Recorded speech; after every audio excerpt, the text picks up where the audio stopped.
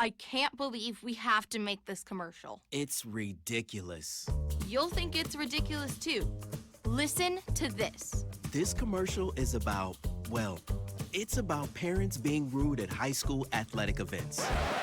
Ridiculous, right? It gets worse. Studies show more than 75% of new high school officials are quitting because of bad adult behavior. So now there's a shortage of refs here in Idaho, in almost all sports. No officials means no more games. Is that what you want for us? Come on, parents. It's time to grow up. Cheer for your team. Be proud of your children. But stop being so ridiculous. And don't make us run another commercial. Because we will. This message presented by the Idaho High School Activities Association and the Idaho Athletic Administrators Association, reminding you to always practice good sportsmanship. Idaho 529 Education Savings Program. Our easy-to-use tools make it simple to plan for your child's education. With tax benefits, ownership flexibility ideal is the perfect way to save for college, trade school, K-12 education, and student loan repayment. Join us at our next webinar to learn more about the 529 plan. Enrolling takes just 15 minutes and you can start with just $25. Visit idsaves.org if you would like to learn more. Let's talk about open enrollment for health insurance. Your Health Idaho's got you covered with all you need to know. Open enrollment is the time of year where you can enroll in or change your health insurance coverage. And Your Health Idaho is the place to go for quality coverage at a lower cost. 25% of enrollees pay $25 or less. Make sure to enroll by December 16th to get covered and save money. It doesn't matter how, it's about whatever makes you say to yourself, I am great. At Valleywide Cooperative, we're here when you need us. For 100 years, we have been here to help you with food, fuel, and good old-fashioned advice. And for us, serving is more than a job, it's a way of life, which is why we pour so much into the communities around us. We've employed hundreds of your neighbors. We take pride in that, and in giving back millions in sponsorships, grants, donations, and scholarships. It's our way of saying thanks. We're Valleywide, and yesterday, today, and tomorrow, we're here for you.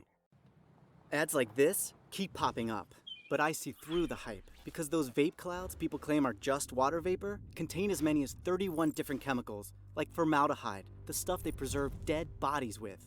And while the flavors sound all harmless, we still have no idea what these ingredients could be doing to our bodies. But I already see vaping for exactly what it is. Get the real facts at BehindTheHaze.com.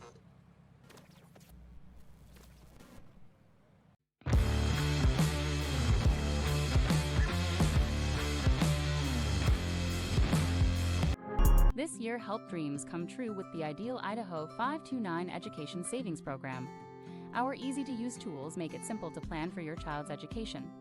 With tax benefits, ownership flexibility ideal is the perfect way to save for college, trade school, K-12 education, and student loan repayment. Join us at our next webinar to learn more about the 529 plan. Enrolling takes just 15 minutes and you can start with just $25. Visit idsaves.org if you would like to learn more. Let's talk about open enrollment for health insurance. Your Health Dear Triathlon, let's take on iconic trails and race straight to the top. What's the point of winning if you can't enjoy the view? Yours, Toyota SUVs. Toyota. Let's go. We do things differently in Idaho. Sometimes we go east to find west, where muddy trails meet huckleberry smiles. Stars shine electric, and the wind smells like destiny. Sure, our traffic jams are strange, and not all our steaks are ribeyes. But wherever we go, our eyes never leave the road. Belts strapped and dreams packed, no distractions, no phones, focused. From here to there, it's who we are.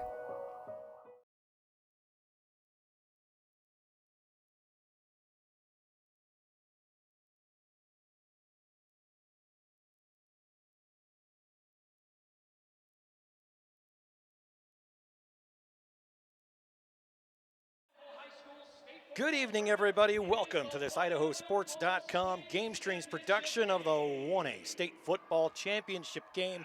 Coverage on Idaho Sports is presented by the Idaho Bowl, Project Filter, Your Health Idaho Ideal, Idaho's college savings program, Valley-wide Cooperative, your local Toyota dealers, Dip Fusion Helmet Reconditioning, and the Office of Highway Safety. Hi, everybody. I'm Paul Kingsbury, joined in the booth by Joel Richardson, and we are here live at ISU in the ICCU Dome for the big one, the championship. It's like Christmas, but 10 times better. And that's a quote from one of the players in the Mountain Express newspaper. It is. It's just like Christmas for the players. Joel, it's just like Christmas for us, too.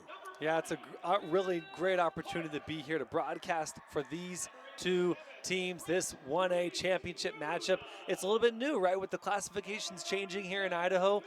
These teams were 1A D2 teams. Now they're just 1A teams. So It'd be really cool to get the trophy that just says 1A. Right? Exactly. These two teams played in 2020, the COVID championship. They played at Twin Falls. Logan Green and I were at that one, a fun one. I was down on the field before the game talking to Dietrich head coach Garrett Estelle and said, I hate it when two teams that I like and have friends at both programs, I hate it when they play each other. I wish you guys were playing a team I hated, which I don't hate anybody. But it would make it a lot easier because Carey, Dietrich, those types of teams, they're friends of the program, right? And they feed me really well at Carey. They treat me really well at Dietrich. It's fantastic at both. And we know people going way back. So I want to say right off the bat, good luck to both teams. It's going to be a fun game. I really like that. Dietrich and Carey, last time Dietrich had a state championship was actually against Carey, Paul, right, in 2020. And then last time Carey beat Dietrich in the Dome was in 2021 in the semifinals by a score of 54-20. And obviously these two teams have played each other in the regular season. They have, and most recently in the regular season is a game that Dietrich would like to forget, but they can't help but remember because I was at that one, and I was in the sideline running an extra camera, and it was a running clock. They got mercy ruled by Carey at home. And so they're coming into this not only looking for a state championship, Joel, but also for a little redemption. Yeah, I like that. And also, Dietrich playing for a little extra, right? They are. Right, Paul? I was driving in this evening to get set up here at the ICCU Dome, and lo and behold, I found myself behind, and folks, you can see this on your picture, found myself behind their school bus, the players' school bus. And this whole season, but especially this game, is for their former head coach, Garrett Estelle, right? Rick Estelle. Garrett's dad. Garrett's dad, excuse me, yeah. And who passed away in April. And they've worn that 78 number patch on their helmets this season to honor their former coach. Estelle wore 78 in high school, right? And the patch is green, which signifies that kidney disease awareness. So it was really cool as I came behind their bus. There it was. This is for Rick. That's very cool. And on their field, they have it painted, that number 78 as well. So we, last year, Butte County won the state championship in 1A D1, and that was for Dylan Waymeyer, right? One of their teammates who was seriously injured, almost died, and they won that championship for them. They come back this year, and everybody wonders, what are they playing for this year? They're back in the championship. So you got to watch out for the teams that are playing for something, I guess, bigger than them. And not saying that Carey isn't, because a lot of those Carey players are playing for their seniors, which is also a big deal. How cool is that? Teenagers in this day and age playing for friends, playing for the seniors that are above them, and not, I want to win a championship. We want to help our seniors win a championship. I just think that's the coolest. I love it. Yeah, totally. And both teams come in with really strong cultures. We had a chance to talk to Coach Saili. He's in his second year, of course, for Dietrich. Coach Estelle is in his first year, but Coach Saili, he really likes the culture in on his team. It's a team of a family feel, right? They take care of each other like brothers. Yep. On Wednesday early outs, these players go to the coach's room and they'll watch film and they'll break it down and they'll take notes on the board. And that's something that maybe, you might need a coach in there, but these players do it on their own. Right, and from these small communities, these kids have been growing up together. Yeah, they know each other. They know each other. Their dads know each other. Their moms know each other. And it's a special feeling in these small towns. And, we looked across, when it was about 12 minutes before kickoff, and I went, oh, shoot, it's 12 minutes, because it was so quiet in here. And we made the comment, oh, there's not very many people here, but really everybody's here. The entire community is here out tonight at the ICCU Dome, across the way from us, as we're on the south side. They're located on the north side. Right, so if you hear, if you don't hear a lot of fans, it's because they're all on the other side of the ICCU Dome. And Carey's going to, Dietrich deferred, so Carey will kick off. And of course, the kicker for that is going to be Eddie Gamino, the senior. He wears one of those kind of protective helmets on top of his helmet. Yeah, to keep there's keep a cool that. name for those. I can never remember what they're called. And caps. Last week we had the great former head coach of Carey on the broadcast with us. Guardian caps. Guardian caps. Yep. I had to reference his name. Coach Lane Kirkland was on the broadcast with us, and he mentioned that some of the kids have been wearing their Guardian caps, and they've just felt a little more protected. And he felt like it's helped those kids play harder and play stronger. Well, I've always wondered, they wear the Guardian caps when they're coming back from a concussion to protect themselves. Right. Why don't we just make everybody wear them? Yep. My own son's career was cut short in high school because of concussions. I wish he would have been wearing those. Well, here we go. After the kickoff, it was a touchback. It's going to be at the 20, 1st and 10 for Dietrich, moving right to left on the field. Quick pass to the outside, and a gain of about 3 or 4, wrapped up, pushed out of bounds by Preston Wood. We're going to say his name once or twice tonight. Yeah, absolutely. Obviously, on offense, I think the dude produces for the Carey Panthers offense, but that's not even doing it justice. But on defense as well, he kind of plays corner, plays that outside DB position, and does a great job covering. He does a great job covering there. Was again a 3, but could have been more, except for Preston Wood buttoning down the hatches quickly. Exactly. Here we go. Just started the first quarter. Thanks for joining us here on IdahoSports.com. 2nd and 7, ball on the 23. In the shotgun. It's a handoff right up the middle, brought down short of the first down. There is a flag, and Ward, the ball carrier there. Let's take a look at the flag.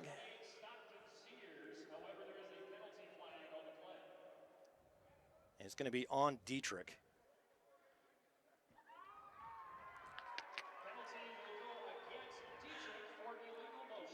So, illegal motion.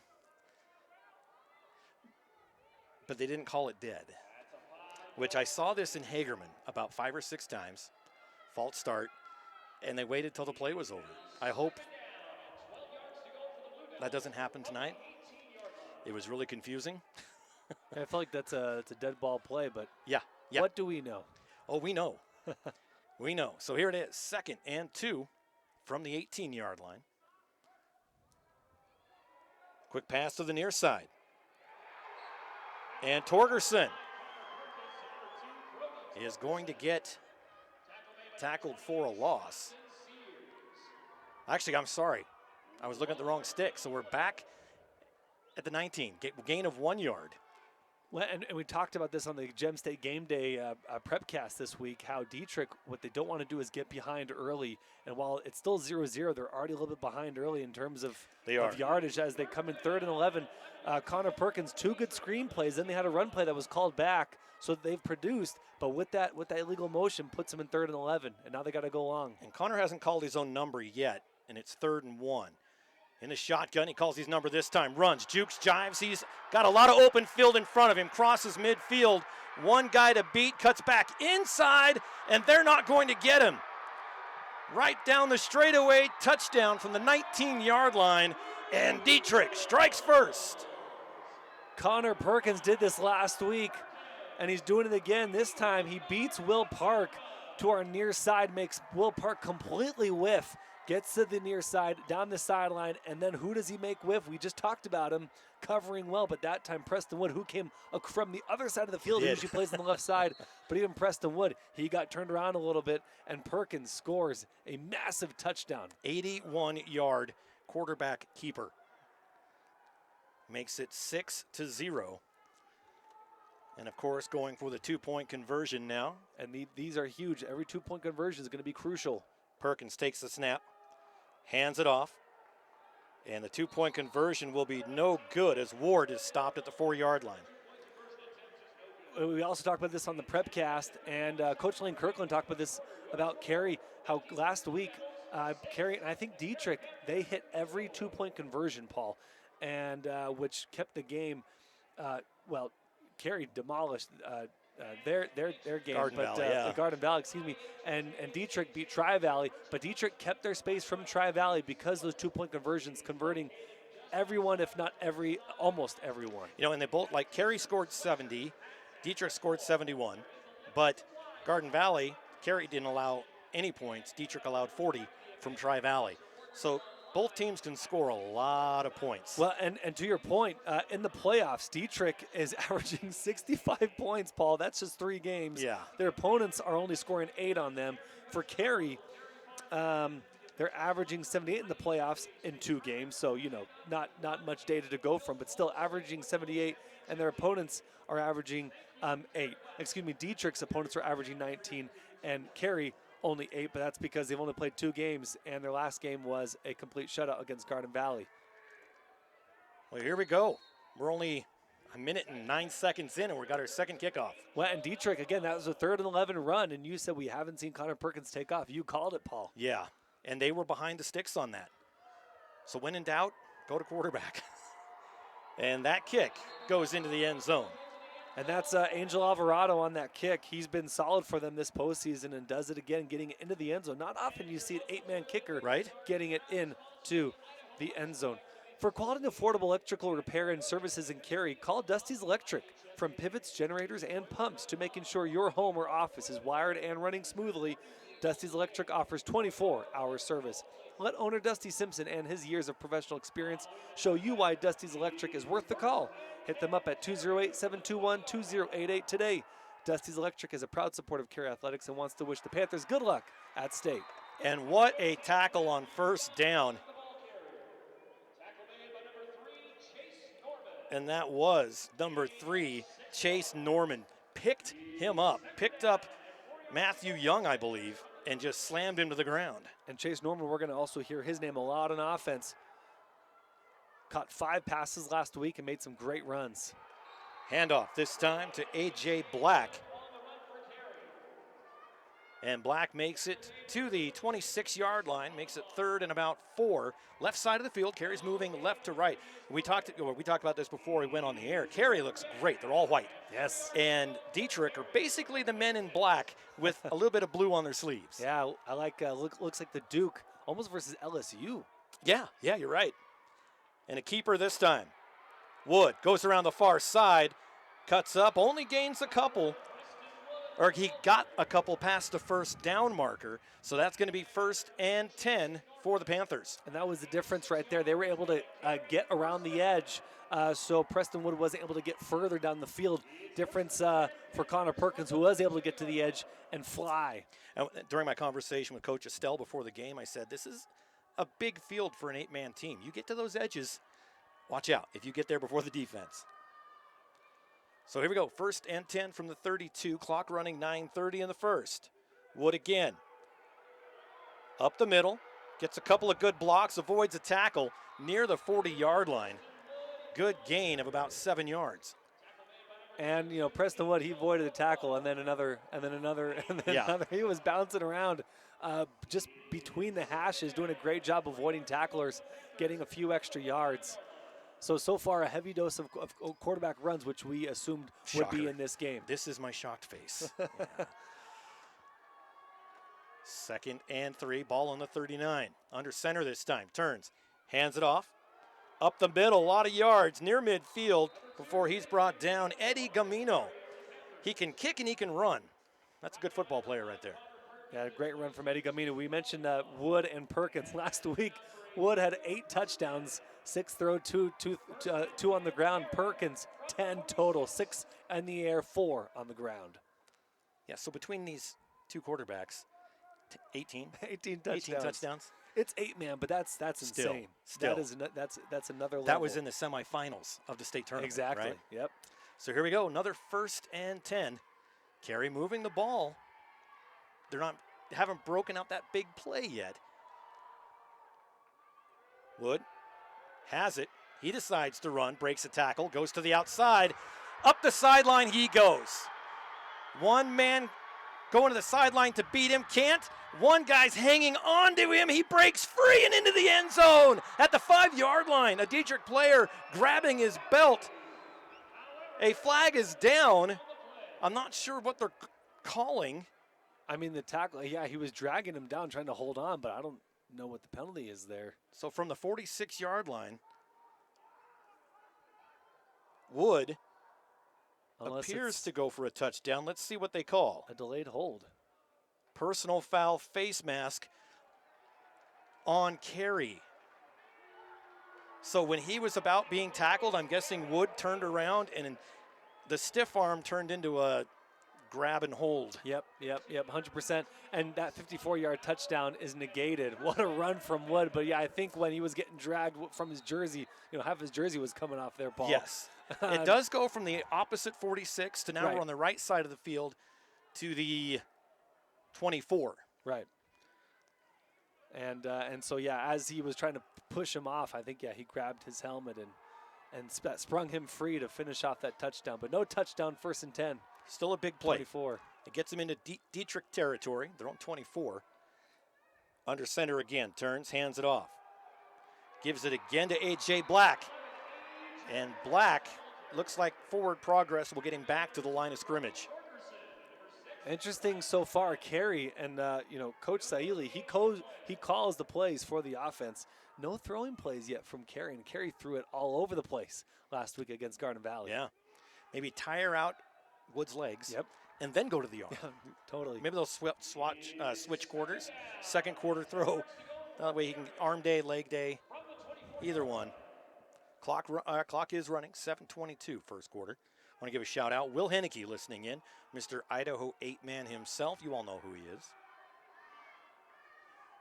So here we go. 2nd and 10 from the, well, they didn't change the clock. It's at the 24-yard line.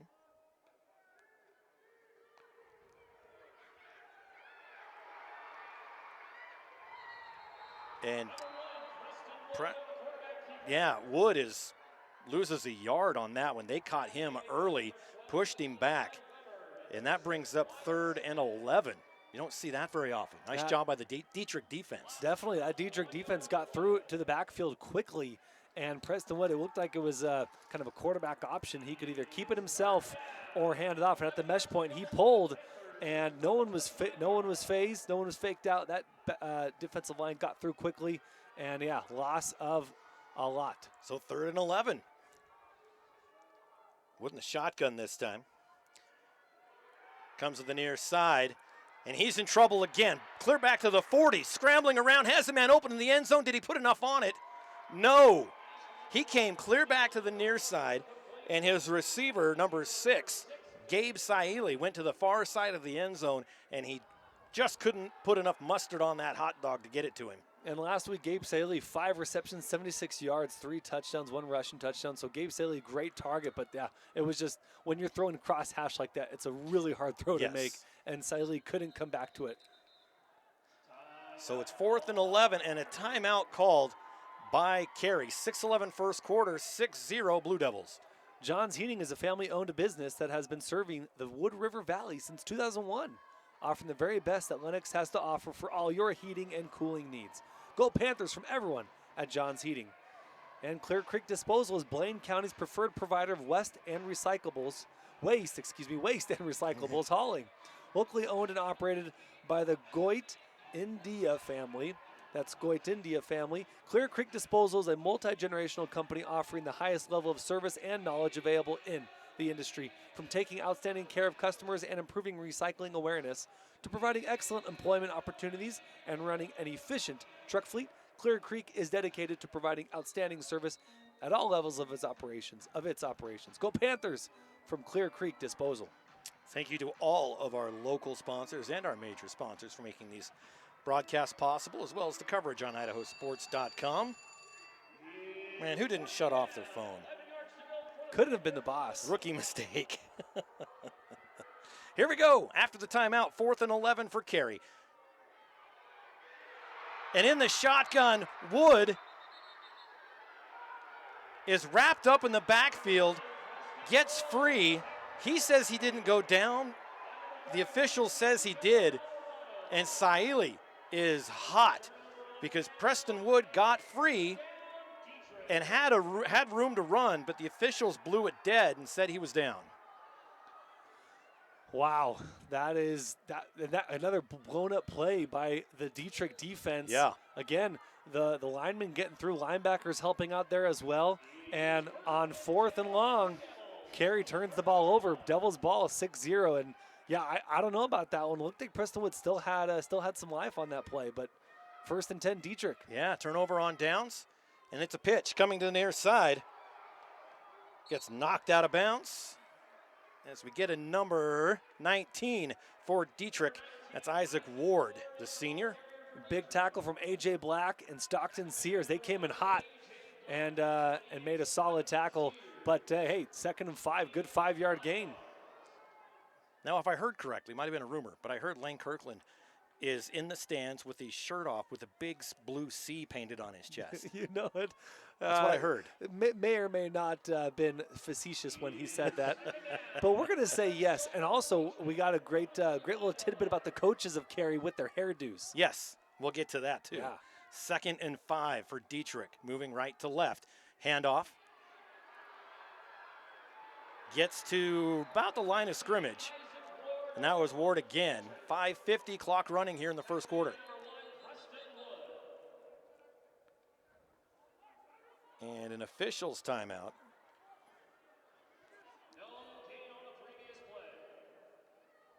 Yeah, he was flipped on that tackle, so they're going to pull him. He came up a little bit, you know, I don't know, nervous, a little bit shaken up. Yeah. But then he popped up. Like once he kind of like was shaking, he popped up. But they said, no, you come off. Let's check you out, make sure you're good, and then we'll see if we can bring you back in. Good call by the officials. Better safe than sorry. 100%. So Isaac Ward comes out. They'll look him over. It's 3rd and 5. Between the hashes, right to left. And Dietrich getting good blocks so far. They just couldn't finish their second block on that run, so no gain. But Dietrich, good blocking so far this game. Perkins in the shotgun. Kind of juggled the snap, gets it, calls his own number, runs up the middle. He's going to be short of the first down by about 2.5 yards. That brings up 4th and 2 for the Blue Devils. Yeah, you know, last week we talked about Luke Quistapachez. We're going quick, so we'll hold for this 4th and 2. And it's going to be a tush push, and they're not going to get it.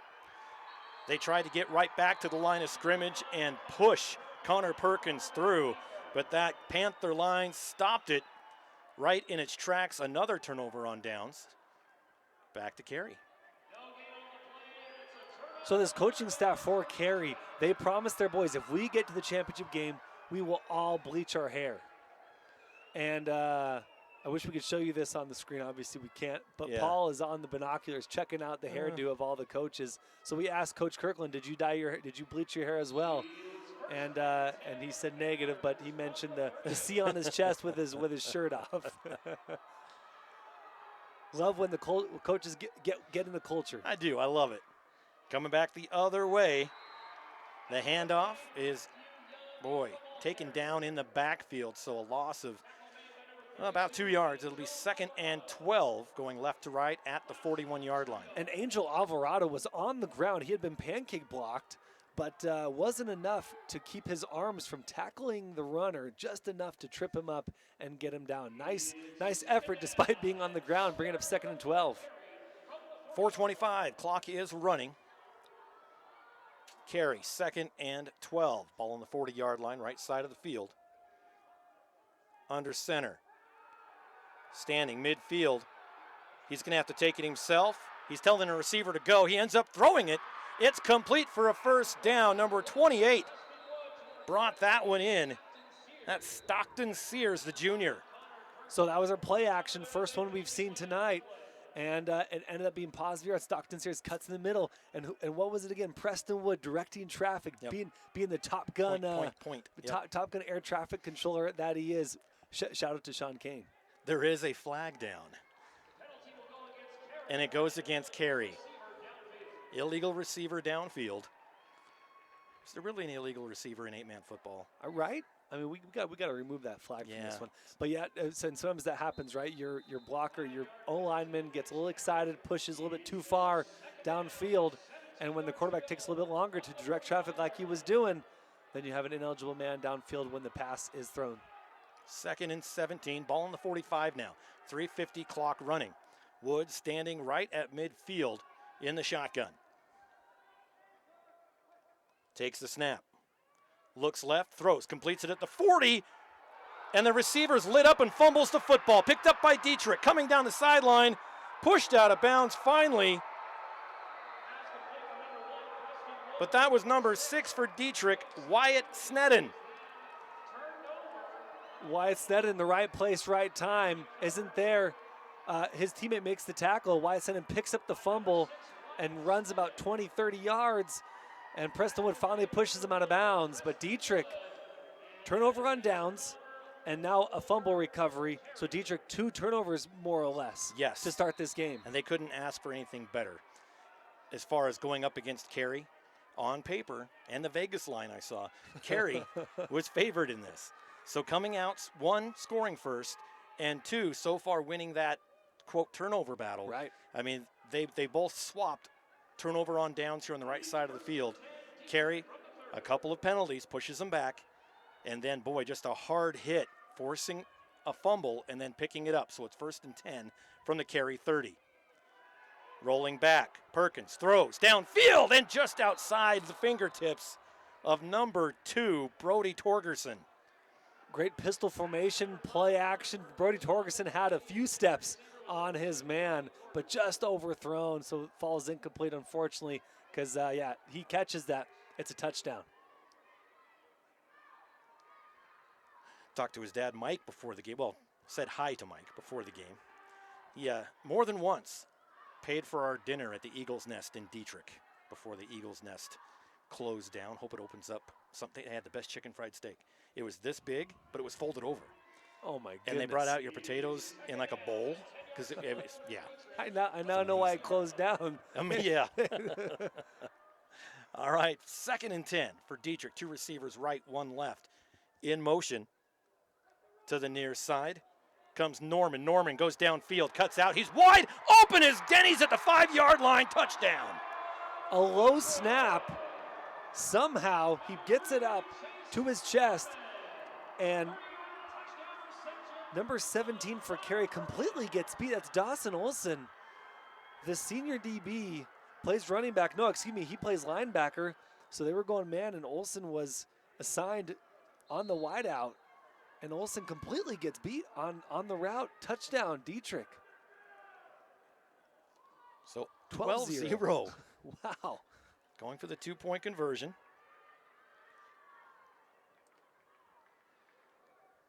Still huddled. Now breaking out. They missed their first 2-point conversion. The almighty important 2-point conversions. And in this game, it's really the case. Thrown at the last second, almost picked off in the end zone, so incomplete. So 2 missed opportunities for 2-point conversions. Leaves the score 12-0, but Dietrich will take it as we're nearing the end of the first quarter. And Carey's going to score, right? Yeah. Carey is bound to score, you assume. I mean, Dietrich's defense so far has been amazing. Yeah. But so those 2-point conversions could come back to haunt them. Lava Hot Springs in Idaho, in East Idaho, Southeast Idaho to be specific, is your destination for a fun or relaxing day, whichever you choose. Just 11 miles off I-15, their world-famous hot springs are open now from 8 a.m. to 10 p.m. and until 11 p.m. on Fridays and Saturdays. The all-natural geothermal hot springs are always a warm 102 to 112 degrees, so you can come and soak your worries away. Their indoor aquatic center with Kiddie Cove is now open Fridays and Saturdays, noon to 8 p.m. and Sundays noon to 5 p.m. with special weekday hours. Visit lavahot.springs.com for more information and calendar of hours. You know, I've still never been there. I've never been. You got to hang out here in Southeast Idaho more, man. I know. It's a good time.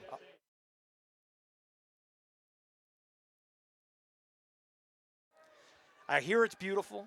You've been there. Lance talks about going there 2 or 3 times a year. Yeah. 112 degrees is a little hot for me. For sure. You know, the hot tub we had, it's about 104. I could go 105. But yeah. You're but basically 112. You're boiling. You can cook crabs in that. So here's the kick. And another booming kick right to left into the end zone. Dietrich Camino's just got a mean leg on him. Well, yeah, that's Angel Alvarado. Oh, Alvarado, excuse me. Yeah, no problem. Eddie Gamino, the kicker for Carey, but Yeah. Angel Alvarado, again, the dude's 200 pounds, 5'11". He's a big dude. Yeah. And for kicking, he's nailing that ball. Well, you get a good run at that. It's called inertia. You can have a strong leg, but you also get that into it. It's going to go a ways. Totally. So it's going to be 1st and 10 for Carey from their own 20. 3:21 to go first quarter. Blue Devils lead 12-0 over the Panthers. I think if you're Carey, you go back to that play action and get that ball into the middle. Yeah. It worked, except for the ineligible man downfield. I got the eye going. You definitely don't change what brought you here. Wood under center, turns. Hands it off. And tackled at the 25-yard line. That was Matthew Young, and flags everywhere as there's some pushing. And it's Matthew Young who's walking off the field after all the pushing. So is it who started it, or is it like your kids and the person that reacts is the one that gets in trouble? Yeah, Matthew Young came off the field hot, ripped off his helmet once he hit the sideline. But now he's laying down on the ground. He may have been hurt on that play. And some extracurricular afterwards for sure. Now the officials discussing the matter. Yeah, they are. There's 4 of them. So there's a coach on the other side. There's a coach on the near side and one kind of in the middle. And the other 4 are discussing it. And we have the Andy Griffith theme playing. And there are yellow flags everywhere. Yeah, we got one in Dietrich secondary, one on the far side, and then one in the backfield of the far side towards Carey's bench.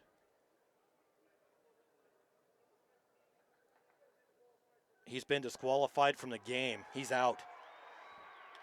Matthew Young has been disqualified from the championship game.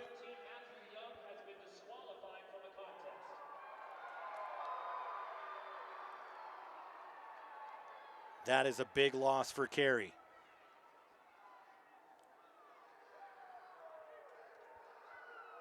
And the Carey coaches talking to the officials right now.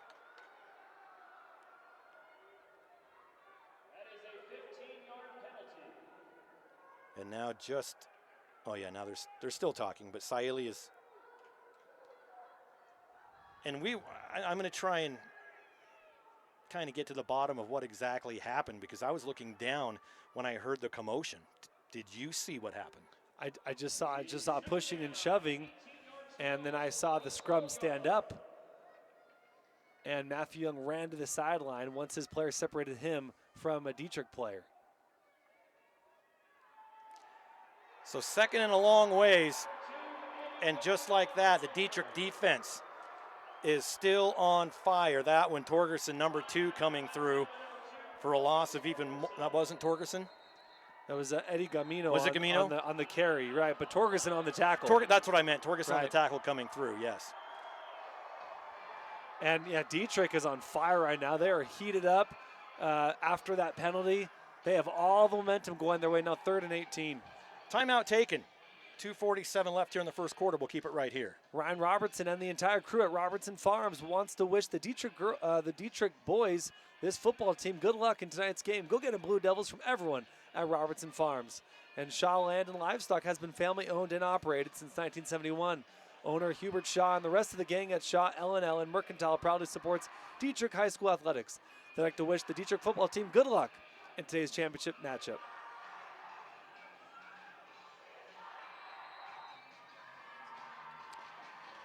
Okay. Oh boy. Carey's got a few things to talk about.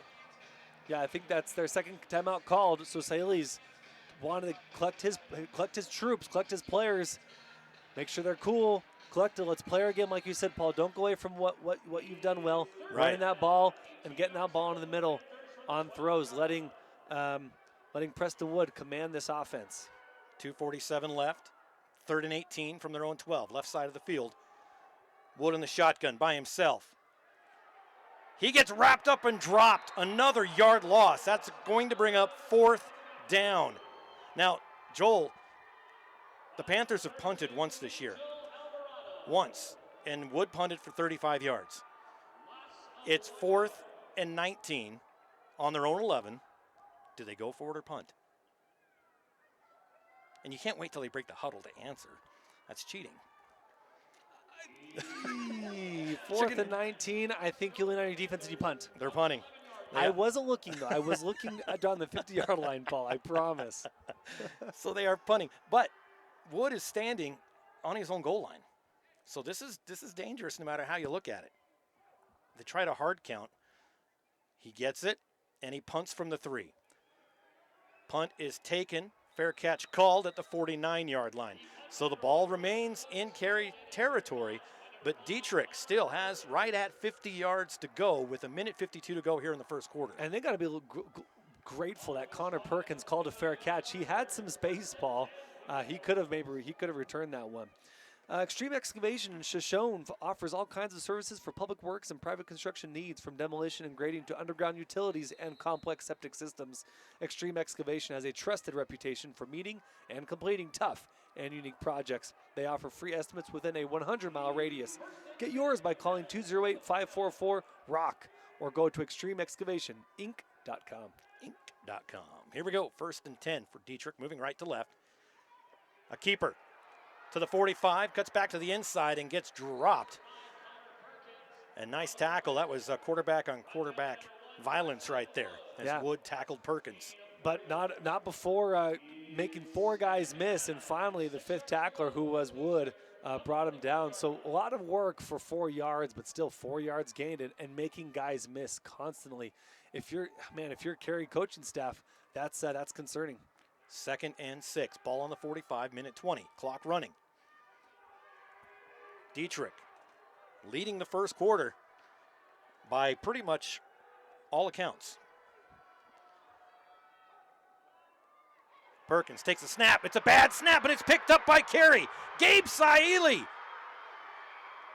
is finally pushed out of bounds at around the 13-yard line, but a bad snap is picked up by Carey, and they are back in scoring position with 1 minute on the clock. That ball, Gabe Saili is a receiver, right?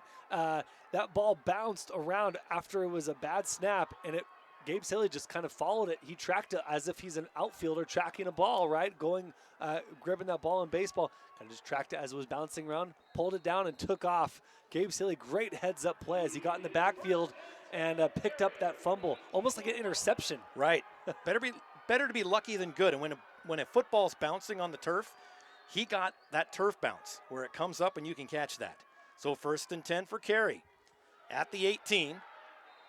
A handoff up the middle. That goes to number 11, A.J. Black. About a 4-yard gain. That brings up 2nd down. Clock running 48 seconds. And good tackle from number 22, Jason Hollabaugh, this junior defensive end. Again, Dietrich doing a good job of finishing tackles. Just even when someone gets past them, they're grabbing at their feet, grabbing at the ankles, and they're making guys come down earlier. Wood takes a snap, hands it off to Black again. Black picks up a couple to the 11-yard line. I thought he said flag. He said Black. Okay. So now we're at 16 seconds. Let's see if they try and run a play or just let the clock run. And I think they're just going to let it run. Which, man, I'm all about momentum. You have a bit of momentum. You're down 12. Run one more play before a quarter. Right. But what do I know? What do you know, Joel? So 1 down, 3 to go here in the 1A state championship game, and the Blue Devils lead 12-0. For top quality gear for your horses or ranch, head to Dill Saddlery and Tack Shop in Dietrich. Whether you need saddles, tack, or custom leather work, owner Dixie Dill has you covered with unbeatable service and top-notch products. Stop by Dill Saddlery today or call 208-544-2345 for all your saddle, tack, and leather work and repair needs. That's Dill Saddlery in Dietrich, where great gear meets great service. And whether you're looking to expand your herd or purchase top-notch breeding stock, Stargate Ranch in Dietrich is the most trusted breeder of premium cattle in the region.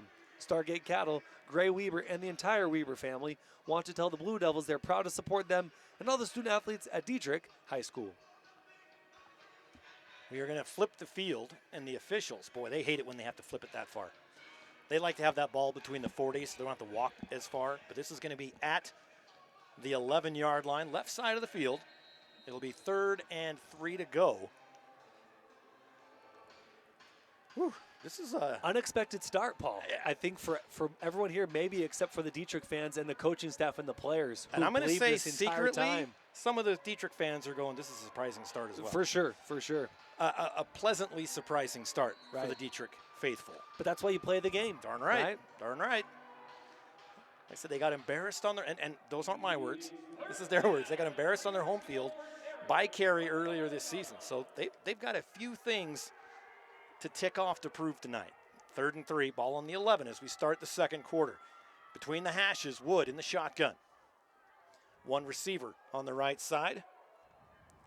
In the backfield with him is Black. It's the option. Wood gets it, and boy, he just gets blocked out of bounds. I'm not sure if that was 2 or 3 for Dietrich, Torgerson or Norman. And it was Torgerson just stood him up. And Torgerson, he's a big dude, 6'1", 210. He just planted the feet, lit him up. So that brings up 4th and 5 on the 13-yard line. And, you know, I thought Preston Wood was going to cut inside, Paul. I think he was thinking about cutting inside, but then he followed his blocker, A.J. Black, who landed a good block. I thought Preston Wood, though, had more space if he would have cut inside and then cut across to the far hash. They are on that left hash now. They've got 2 receivers on the right, 2 on the left, which only leaves 3 on the line. That's a good opportunity for Dietrich linebackers to come flying in. So Wood in the shotgun. Also single coverage for receivers. Yes. And it's a quick screen to the far side, taken at the 18. He breaks free, and it's a touchdown. Number 2 for Carey, Eddie Gamino. From 11 yards out, touchdown, and Panthers are on the board now. Eddie Gamino owes Stockton Sears a Slurpee after this game, or maybe a hot chocolate now that it's cold outside, but Stockton Sears made a great block. Eddie Gamino made a good move because there was one guy free from the block, but Stockton Sears kept his guy blocked for Gamino to help Gamino get him for 6. Great block from Stockton Sears. 2-point conversion attempt. Wood under center. The line pointing out movement. They point back. Now they're just pointing out you take You're moving. No, you're moving. I'm not moving. You're moving. A quick pass. Again to Gamino. Gamino is, I thought he was going to break free. He did break free, and he pitches it backwards. Love it. Still, now they're back to almost a 30-yard line and finally brought down. And there is a flag, of course. So Gamino had nowhere to go. He broke one tackle, went out, pitched it back to his quarterback, who was at about the 25-yard line, and they couldn't go anywhere. So in a situation like this, you know, you're looking at block in the back or a hold because everybody's confused. Or we're looking at a personal foul on Carey. A blindside block. All right, declined. No 2-point conversion. But I've mentioned this once or twice, not very often. But I always see in these 2-point conversion attempts, they act like it's a live, quote, live ball. Right. And the quarterback, you know, he goes down with it. Throw it up in the air. They can't return it. There's no interception. It's dead. Right. Throw it up in the air and see what happens. Totally. And, you know? And Gamino tried to do that. He tried to pitch back to his quarterback. Unfortunately, there was no one there to block for Preston Wood, and Preston Wood gets taken down pretty quickly. For quality and affordable electrical repair and services in Carey, call Dusty's Electric. From pivots, generators, and pumps to making sure your home or office is wired and running smoothly, Dusty's Electric offers 24-hour service. Let owner Dusty Simpson and his years of professional experience show you why Dusty's Electric is worth the call. Hit them up at 208-721-2088 today. Dusty's Electric is a proud supporter of Carey Athletics and wants to wish the Panthers good luck in this championship game. Yeah, they've been great supporters of the team and IdahoSports.com for a very long time. So in the first quarter, Perkins with an 81-yard run, 2-point conversion, no good.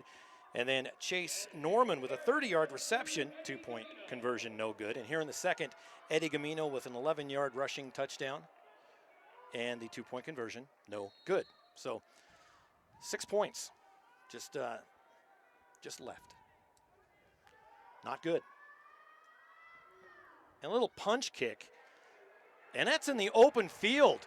And finally, and it ball's loose. It's still loose. A Carey player almost had it. But it looks like Dietrich is going to recover that. It was a punch kick, Joel, that went through, the 40, 30, still not touched about the 25-yard line. Then it was touched by a Dietrich player. A Carey player almost jumped on it. He couldn't get it. And finally, Dietrich recovers. Yeah, that was A.J. Black for Carey. Almost got there. He was playing the gunner position almost. He was just on the far side of the gunner position. A.J. Black almost gets the ball, jumps on it. The ball pops out there, and then Dietrich recovers. So scary moment there for Dietrich. Almost turned that ball over deep in their own territory. Timeout, Dietrich. So Dietrich takes the first timeout. 11:41 to go here in the first half. Blue Devils lead the Panthers 12-6. We'll take a break as well. Be right back on IdahoSports.com.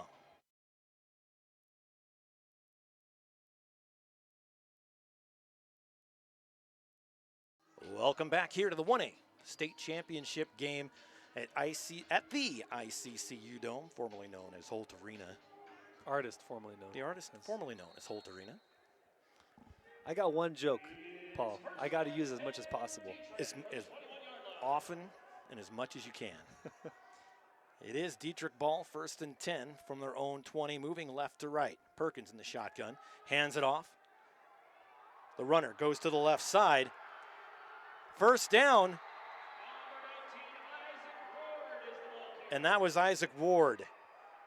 Isaac Ward, 5'6", $150. But, dude, that guy is tough. Yeah. As they say, plays bigger than that. Yeah, and great run to the outside. Got a good block. That was one of those shotgun handoffs where sometimes we're frustrated by those. Like, let the running back get some downhill speed. Right. But in that case, it allowed the play to develop, and he was able to move to the outside from the middle to the field to the far hash. And man, good first down run from Ward. At the 11-minute mark, 1st and 10 from the 32.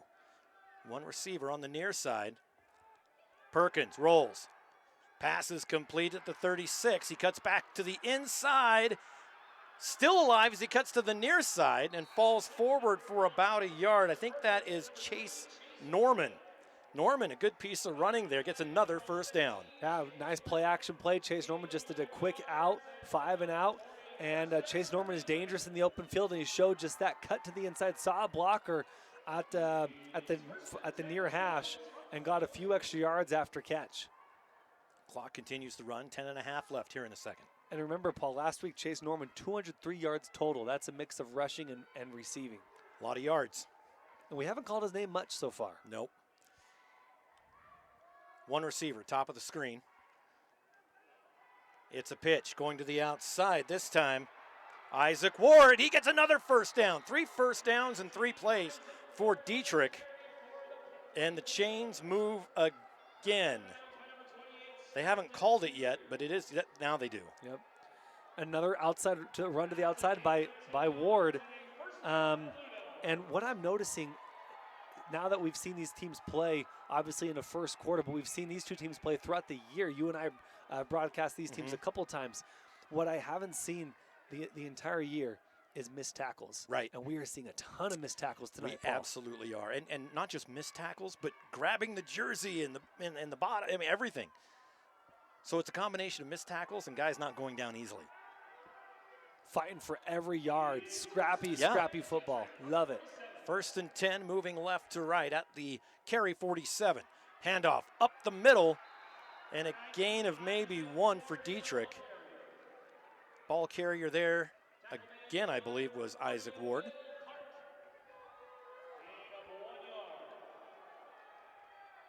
It was. So 2nd and 9 from the Carey 46-yard line. And that was linebacker Will Park with the tackle. And so that was the first short gain we've seen, I think, on this drive ball by Dietrich. Nice job by Will Park. And they brought pressure there.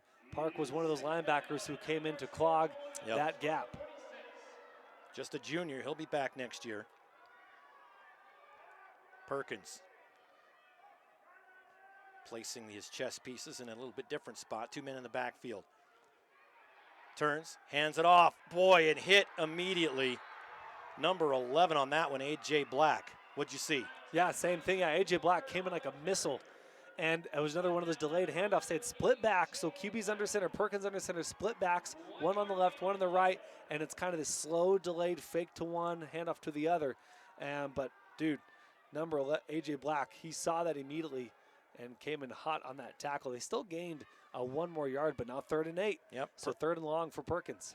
Perkins literally turned his back to the defense and then made them guess if it was going to go to the left or the right. And we saw that against Tri-Valley a number of times, and it worked great. Not that time. 2 receivers on each side. That leaves 3 guys on the line and in trouble. Ball, I think it was actually tipped on the throw by Camino as he came running in with both hands up.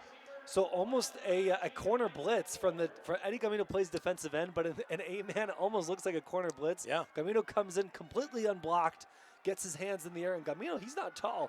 5'3". This dude's 5'3". Yeah. He looks like an 8th grader, 7th grader playing out there, right? Honestly. But he is so good. He's so good, so fast. And whenever you got 2 receivers on each side, right, that's 4. That's half your team. And then you've got the quarterback. That's 5. Right. Just doing the numbers here. Yep. And that puts 3 on the line. Well, if you've got a defense like this, you know that the blitz is going to come, so you have to get that ball off quickly. And he just didn't throw it high enough. And like you said, Camino, 5'3", should have put just a little bit more air on that football. So 4th and 8. Here it comes again. Running and flipped over somersault. Let's see if it was enough for a first down. And that was Perkins running it himself. They needed 8 yards. And he got it. It's 1st and 10. Perkins, boy, he just did an absolute in-the-air somersault and got that first down. Camino was on pursuit, trying to chase Perkins down. Like I said, here he comes again from the corner. They brought pressure that time, but that allowed Perkins to get free to our near side as the pressure came from the middle and the far side. Perkins took off to our near side. First down, Perkins getting upended, flips to the first down. And we have one of our great action photographers right here. I'm sure he got some pretty good shots of that, so check back to the photo galleries for it. A handoff, ran into his own player as the ball carrier, as he stands up. That was Isaac Ward, but he ran right into his own man, slowed him down, took away his momentum. Still a gain of about 3 yards, so 2nd and 7 from the 33. Well, and that's what's kind of interesting to this game. I feel like Carey keeps getting. They've had some breaks for sure, but they've also had some bad breaks against them. That should have been a loss of Yep. 1 or maybe no gain. But he ran into Brody Torgerson and Right. was still able to get 3 yards off. Yep. That. So great job by Dietrich to keep pushing despite having some blown up plays. 2nd down, 7 to go. 6:54 on the clock. Moving left to right between the hashes. In the shotgun is Perkins. Perkins pitches it to the near side to Ward. Ward gets brought down to the 29-yard line. So it'll be 3rd and 3.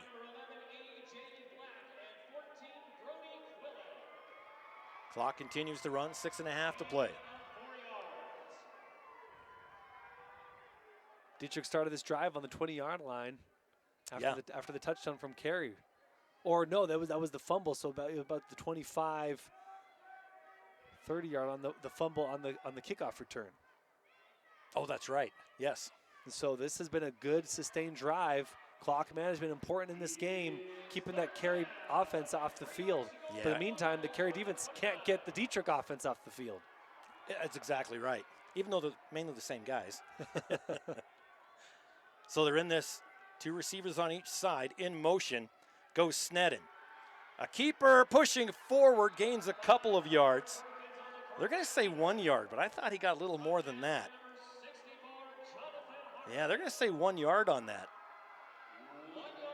But it's enough as that now they bring up 4th and short. Well, It's 4th and 2 short, to be yeah. specific. Huge play here for both teams. And it was here in the first quarter where we saw both teams with turnover on downs, right in between the 20 and the 40, back to back. So here we are again in kind of this no man's land of offense. Everybody kind of gets stuck here. Let's see if Dietrich can break that vicious cycle. 5:10. Clock continues to run. Only one wide out. Perkins fakes the handoff, turns. The gap's not there. He stutter steps. He breaks free. Stays on his feet. Close to a first down. They're going to say he got it. I thought he was going to be down at the 30. He stops, lets the defense go by, breaks a tackle, dives for the first down. Connor Perkins, another first down for Dietrich. He had a solid block on the left side. I'm so bummed I missed the number with that block because he was dead to rights, but he had a sustained block for long enough. I wonder if that was number, I wonder if that was Jason Hollabaugh on that left side. But, man, what a great block from whoever it was to give Connor Perkins enough time to get to the outside. Because you're right, they had him, but the block was there for just enough time to allow him to get to that first down. So we're now at 4:20. The beginning of the last play was in the 6 minutes. So they're definitely taking time off the clock. Receivers on the corners. Keeps it himself. There is a flag down as Perkins is wrapped up, dives to the 21. Let's see what the flag is. And it is going to be another false start that didn't stop the play. Illegal motion, which didn't stop the play. Yeah. Maybe there's something we're missing, Paul, on those, because I feel like that's a dead ball. I've seen this twice in my life, and they've both been this year. Once at Hagerman, once here.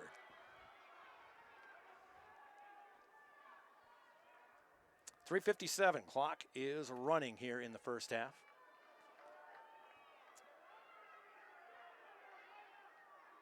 One receiver left, two right, one man in the backfield with Perkins. Perkins tosses, gives it up to Sneddon. Sneddon gets it back inside the sticks, and it is going to be second and about 7. And I guess 8. Paul, you said tosses. It literally was kind of this toss. He starts running as if he's going to take off to the far side, and before the defender gets to him, he just kind of tosses it, almost like you're 5 feet from the basketball hoop, and you just kind of toss like a tennis ball in. And that's what he exactly does, gets over the defender, and enough for, was that 7 yards? Jeff Hornacek was great at that play. Just tossing right it in. Down the lane and tosses it in. A little teardrop, if you will. I like it. Under 3 to play now. Same play, open, caught, and hit hard. That was Eli Weber. And Preston Wood laid a lick as soon as he caught it. And then Preston helped him up, but he got hit hard and dropped, and he's coming off. I'm surprised they didn't. Oof. Paul, that was close to being, what is that, the receiver when the receiver is defenseless. A defenseless receiver, because, he caught that and was popped immediately. Luckily, they also didn't call helmet-to-helmet contact on that one. He came in quickly, and, he laid him down immediately. Wow. Big hit by Preston Wood. My goodness. Big third down for the Blue Devils on the right hash. At the Carey 21-yard line, 3rd and 6, nearing the 2-minute mark of the second quarter. There's the snap to go in end zone. They got a man open, caught, complete. Chase Norman in the end zone. His second touchdown of the first half, and the Blue Devils lead 8-6. Meanwhile, the 2 Carey defenders that were on him, that was Preston Wood and number 17, Dawson Olson, talking to each other, kind of jawing at each other. Hey, you had this. Hey, you had that. And Chase Norman just gets between the two, and with 1 or 2 steps, gets in for 6. 21-yard touchdown.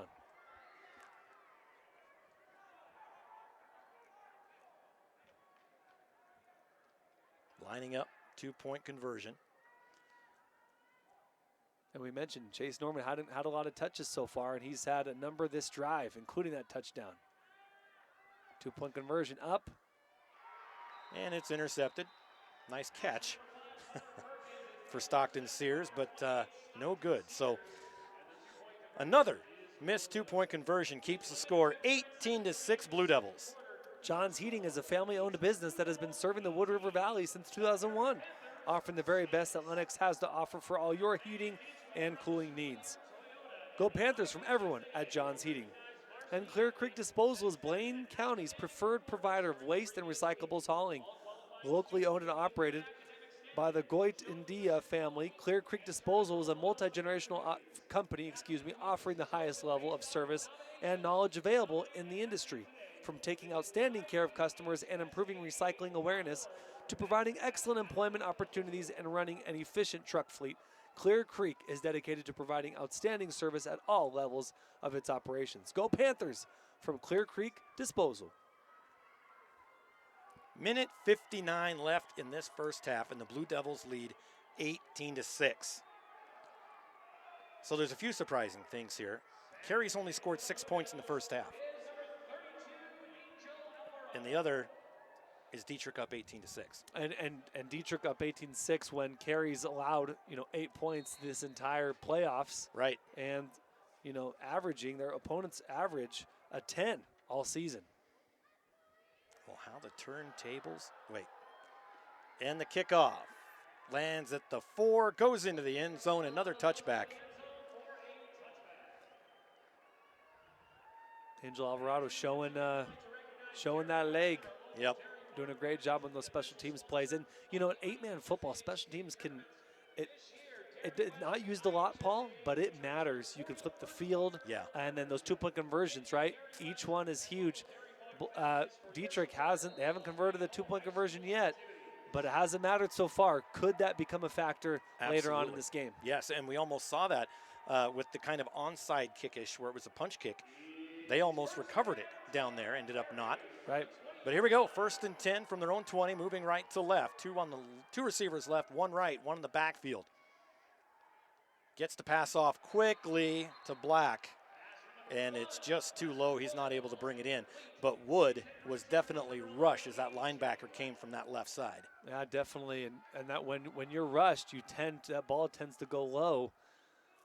And as you're feeling that pressure, your arm is going down. Yeah. And throws that ball too low, falls incomplete.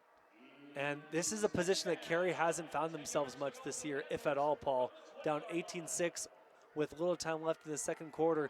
How are they going to respond? Well, we're going to see. He takes the snap. He's back at his 9, and he's going to have to run it himself. Wood breaks free, gets the first down to the 30, 35, 40. 45, gets to midfield, gets just across midfield to the 49-yard line. That is how they will react. And great block there from A.J. Black. I love watching these kids block. They see the run, they see the pass, and they start making the extra block. And A.J. Black stayed on his block, sustained the entire way as his quarterback was taken off all the way across the 50-yard line.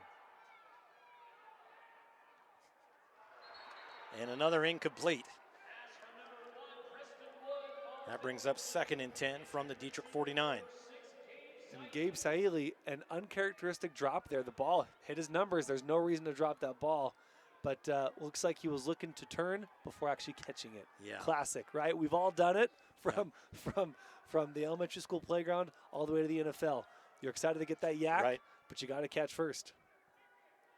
Minute 27 to go in this first half. 2nd and 10. They're on the right hash, moving right to left, a yard into Dietrich territory. Lined up on the ISU logo. 2 receivers to the right. Wood takes the snap, trying to find somebody, sends his man downfield. He has the defense beat, and it's caught at the 18-yard line, pushed out of bounds. A big catch by Eddie Gamino. Preston Wood is able to make that throw because of another great block. They brought in the second a kind of a running back, fullback, to provide him that block, so he was able to get to the outside and sent Eddie Gamino long doing that air traffic controlling, and Gamino gets that first down, takes a big hit too. Wood takes the snap, trying to find somebody, rolls again, and finally pulled out of bounds, loss of about 3. But going back to that play, Joel, the defender couldn't fully commit to Gamino because he was kind of the only defender on that side, and he had to respect Wood just in case. I mean, was he faking that go down? So by the time it got to that do or die point, Gamino was already 2 or 3 yards in front of him. 100%, and Dietrich calls the timeout. 1 timeout left for both teams as Paul Yeah, I almost ate it. Almost falls over. Hey, speaking of falling over, Lava Hot Springs, Paul. Ooh, splash down. In Southeast Idaho is your destination for a fun or relaxing day, whichever you choose. Just 11 miles off I-15, their world-famous hot springs are open now from 8 a.m. to 10 p.m. and until 11 p.m. on Fridays and Saturdays. The all-natural geothermal hot springs are always a warm 102 to 112 degrees, hot enough to cook that lobster, that crab, so you can come and soak your worries away. Their indoor aquatic center with Kiddie Cove is now open Fridays and Saturdays, noon to 8 p.m. and Sundays, noon to 5 p.m. With special weekday hours, visit LavaHotSprings.com for more information and calendar of hours. You know, Lava Hot Springs is a blast in the summer. I haven't been in those hot tubs since I was a teenager, coming here to do some vacationing. But now, as an adult with kids, they want to go ride the water slides. Nice. Love it. So good time there in the summer for sure. After the timeout, 2nd and 15 from the Dietrich 21. Wood hands it off to Black. Black up the middle and tackled by his ankles. Gets it almost back to the sticks. It'll be 3rd and 11. And that's what's happening. Again, all these tackles at the ankles of the feet. Dietrich making that second effort and now carrying a hurry-up offense. There's going to be an unblocked linebacker coming from that left side. Takes the snap. They're going to air it out. They have a man, and it's thrown over his head. It was intended for Gabe Saili. So that brings up 4th and 11. 33 seconds left here in the first half. Carey needs a score to close this thing to a one-score game going into halftime. I'm looking at body language, Paul, and I keep seeing offensive line kind of jawing at someone or hitting arms away. I feel like Dietrich is under Carey's skin in this one so far. And that noise you hear is Dietrich's crowd cheering on their boys on defense. Not only applauding a great first half, but saying it's 4th and 11. Hold him, hold him. But Carey's not an easy team to hold. You've got 2 receivers to the left. You've got Gamino in the backfield with Wood. Wood takes the snap. Airing it out. They have a man. It's Black, and it's good. Touchdown. Beautifully thrown football to the front left corner of the end zone. From 18 yards out, did I say? Yeah. Okay, 18-yard touchdown reception to Gamino, his second touchdown. That was to A.J. Black. Oh, Black, I'm sorry, yes. But Gamino was there on the block, then he faded out. Gamino took, look, you and I both confused them. Gamino took a blocker with him, or took a linebacker corner with him, which allowed A.J. Black free to be single covered. And what a great throw from Preston Wood from cross hash to our near sideline, but from the far side, and puts it right in A.J. Black's hands. Yeah, just dropped it right in. Going for the 2-point conversion. Gamino goes in motion. Wood rolls to his right, throws back of the end zone, double coverage. And another, no good, 2-point conversion. And our score is 18-12 with 27 seconds left on that A.J. Black 18-yard reception from Preston Wood. And I love the choice to go to A.J. Black there, not Saili. A.J. Black's he's been more productive so far, Paul, right? Yep. So you go to the hot hand. And he's also been laying some great blocks for his quarterback. Yep. So I like that kind of awarding him on that play, and he has been the hot hand. Ryan Robertson and the entire crew at Robertson Farms wants to wish the Dietrich football team good luck in tonight's championship game. Go get them Blue Devils from everyone at Robertson Farms. Shaw Land and Livestock has been family owned and operated since 1971. Owner Hubert Shaw and the rest of the gang at Shaw L&L and Mercantile proudly supports Dietrich High School athletics. They'd like to wish the Dietrich football team good luck in today's championship game. And Extreme Excavation in Shoshone offers all kinds of services for public works and private construction needs. From demolition and grading to underground utilities and complex septic systems, Extreme Excavation has a trusted reputation for meeting and completing tough and unique projects. They offer free estimates within a 100-mile radius. Get yours by calling 208-544-ROCK. That's 208-544-ROCK, or go to extremeexcavationinc.com. All righty then, 27 seconds to go in the first half. Carey kicking right to left from their own 40. And it's Mr. Eddie Gamino. Another big hard kick, lands inside the 5 and barely bounces into the end zone for the touchback.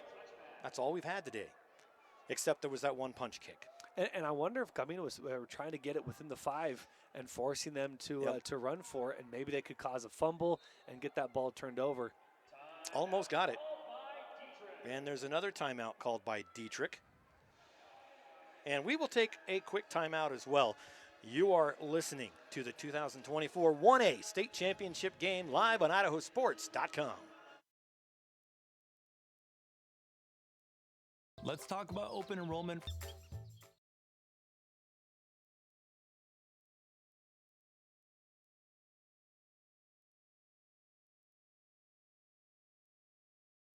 Welcome back to the ICCU Dome. 27 seconds left in the first half. Quick first half. It is 1st and 10 for Dietrich, going left to right between the hashes at their own 20-yard line. In the shotgun, back to pass. Now he's scrambling for his life. Perkins bringing it out. Nice stiff arm at the 20. Gets to the 30. Breaks free at the 40. Cuts back at the 50. A lot of grass in front of him. Being chased from behind is Saili. They're not going to catch him. An 80-yard touchdown run by the quarterback, Connor Perkins. 6 seconds left on the clock. Your score, 24-12. I'm trying to let the moment breathe, Paul, but my goodness. 80 yards, that was just it was a broken play. They had him in the backfield. They brought the pressure. I was going to say they're bringing pressure. They brought it. And Connor Perkins just does what Connor Perkins does, is kind of dances, takes off a little bit, gets a nice stiff arm like you called, perfect call on that stiff arm. And then suddenly he crossed the field to the far hash, and he had, like you said, ton of green grass. In this case, ICCU turf. Yeah, his performance is dropping. His first touchdown run was 81 yards. This one's only 80. 2-point conversion underway. Bad snap. He's wrapped up at the 10. And Perkins goes down. 2-point conversion. No good. The score, 24-12. You know, I don't even think Connor Perkins was anticipating a touchdown run. He was just trying to get some extra yards with a broken play. It was a coverage play. And they got to the backfield. Everyone was covered, so Perkins takes off. But that's what Perkins does. Right, we talked about it already. But Perkins, 6 touchdowns total throwing, but he had 4 touchdowns on the ground. 215 yards last week against Tri-Valley. In this first half, he's got 2 running, 2 passing. So he's well on his way. I mean, he's on his way he's to on his 10. way. And we'll go over the entire scoring summary during the halftime break, which is coming up. Who knows when? There might be another kickoff return here, so not bad. And Perkins, I was looking at this earlier, he leads his team in yards per carry. No, actually, sorry, he doesn't. Norman leads in yards per carry. But in total yards and rushing, Connor Perkins leads the team. By a lot. And he has the longest run of the team, 88-yard run. So he knows how to run a what long an underachiever. ways. He's only got an 80 and 81 here.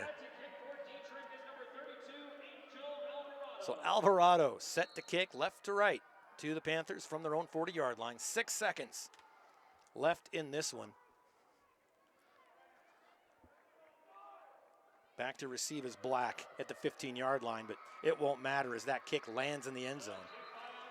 So Carey will have 6 seconds from their own 20-yard line, and you can't count anything out. You really can't. Send Saili deep. Let him redeem himself. A little double move. And if everybody goes deep, that leaves fewer defenders, which means Preston and Wood. then Preston Wood can has take some room off. to run. He gets some good blocks from Black, even Saili, from Eddie Gamino, and then he could maybe answer Connor Perkins' touchdown as we have the Macarena. Timeout taken. We may need to take a timeout here as well, so Paul can get his groove on. It's building. It's building. Matt Harris running the PA up there, doing a great job. Friend of the program. Call him the Bulldog. Scott Burton nicknamed him Matt the Bulldog Harris. And now he's the AD for Ryrie Bulldogs. Does a great job, and got to talk to Matt Harris before this fall season of sports. He said, watch out, Ryrie Sports, all fall sports, we're coming for you. And they had a great season. Ryrie girls cross country, boys cross country, soccer, volleyball, football. They hosted their first playoff game in football. Fantastic season. And Ryrie got through that first round and ended up going up against a good, I believe it was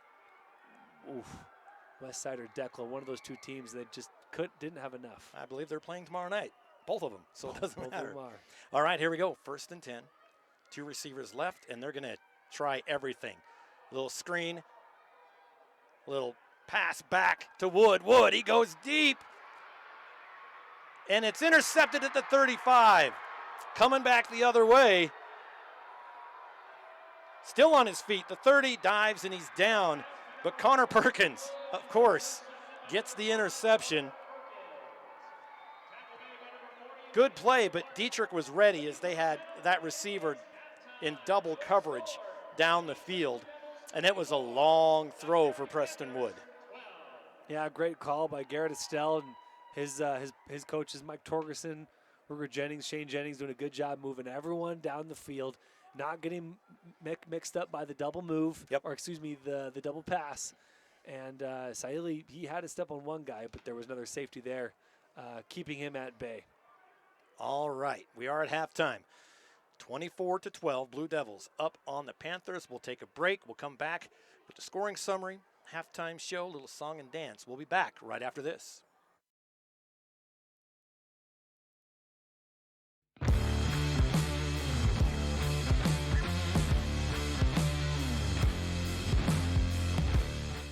Dear road rivals, every new Toyota comes with Toyota Care, our no-cost maintenance plan. Nissan and Ford charge extra for maintenance. At Toyota, we take care of our drivers. Join us. Toyota. Toyota. Let's go places. Let's talk about open enrollment for health insurance. Your Health Idaho's got you covered with all you need to know.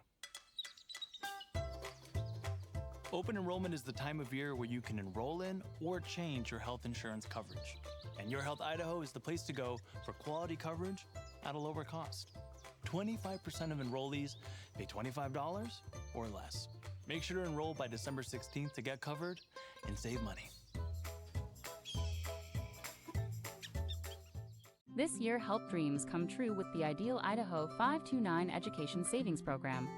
Our easy-to-use tools make it simple to plan for your child's education. With tax benefits, ownership flexibility, Ideal is the perfect way to save for college, trade school, K-12 education, and student loan repayment. Join us at our next webinar to learn more about the 529 plan. Enrolling takes just 15 minutes and you can start with just $25. Visit idsaves.org if you would like to learn more. Vaping sucks you in quick, and the more you vape, the harder it is to quit. Not to mention all the chemicals and health problems. That's why thousands of teens are joining My Life, My Quit. Visit mylifemyquit.com or text Start My Quit to 36072.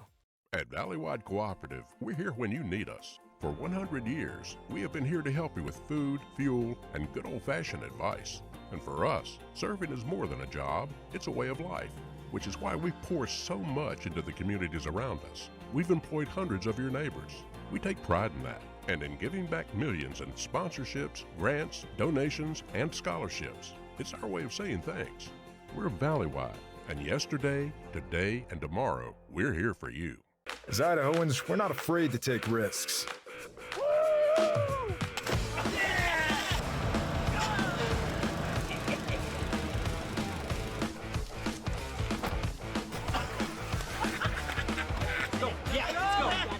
All the way, all the way. Go. All the way down, all the way down. Driving under the influence is not a risk we're willing to take.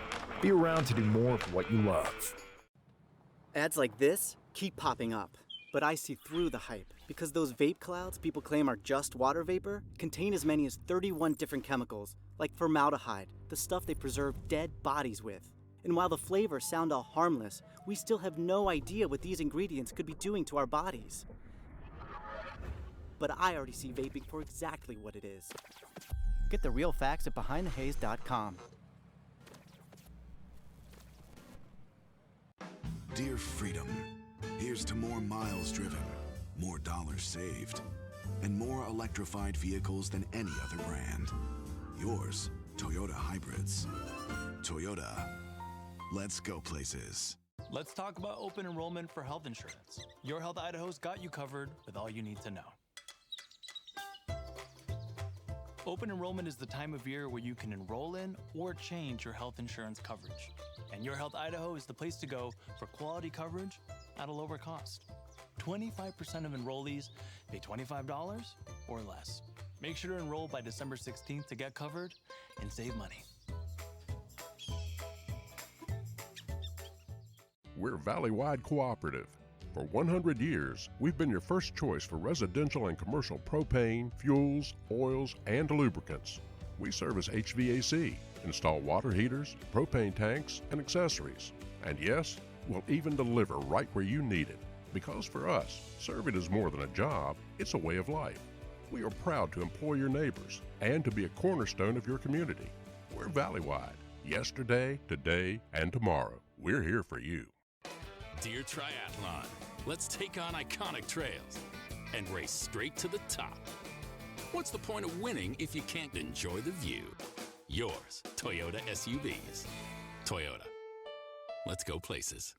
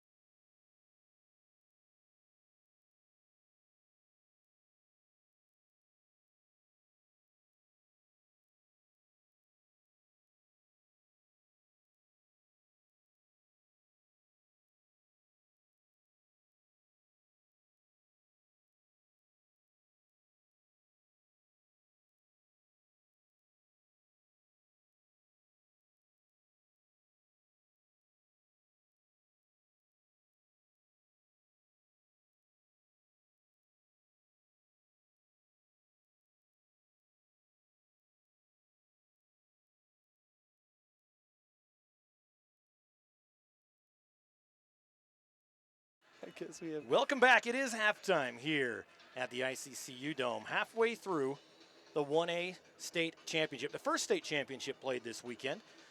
Joel and I will be back with the Sean Kane for a couple more tomorrow night.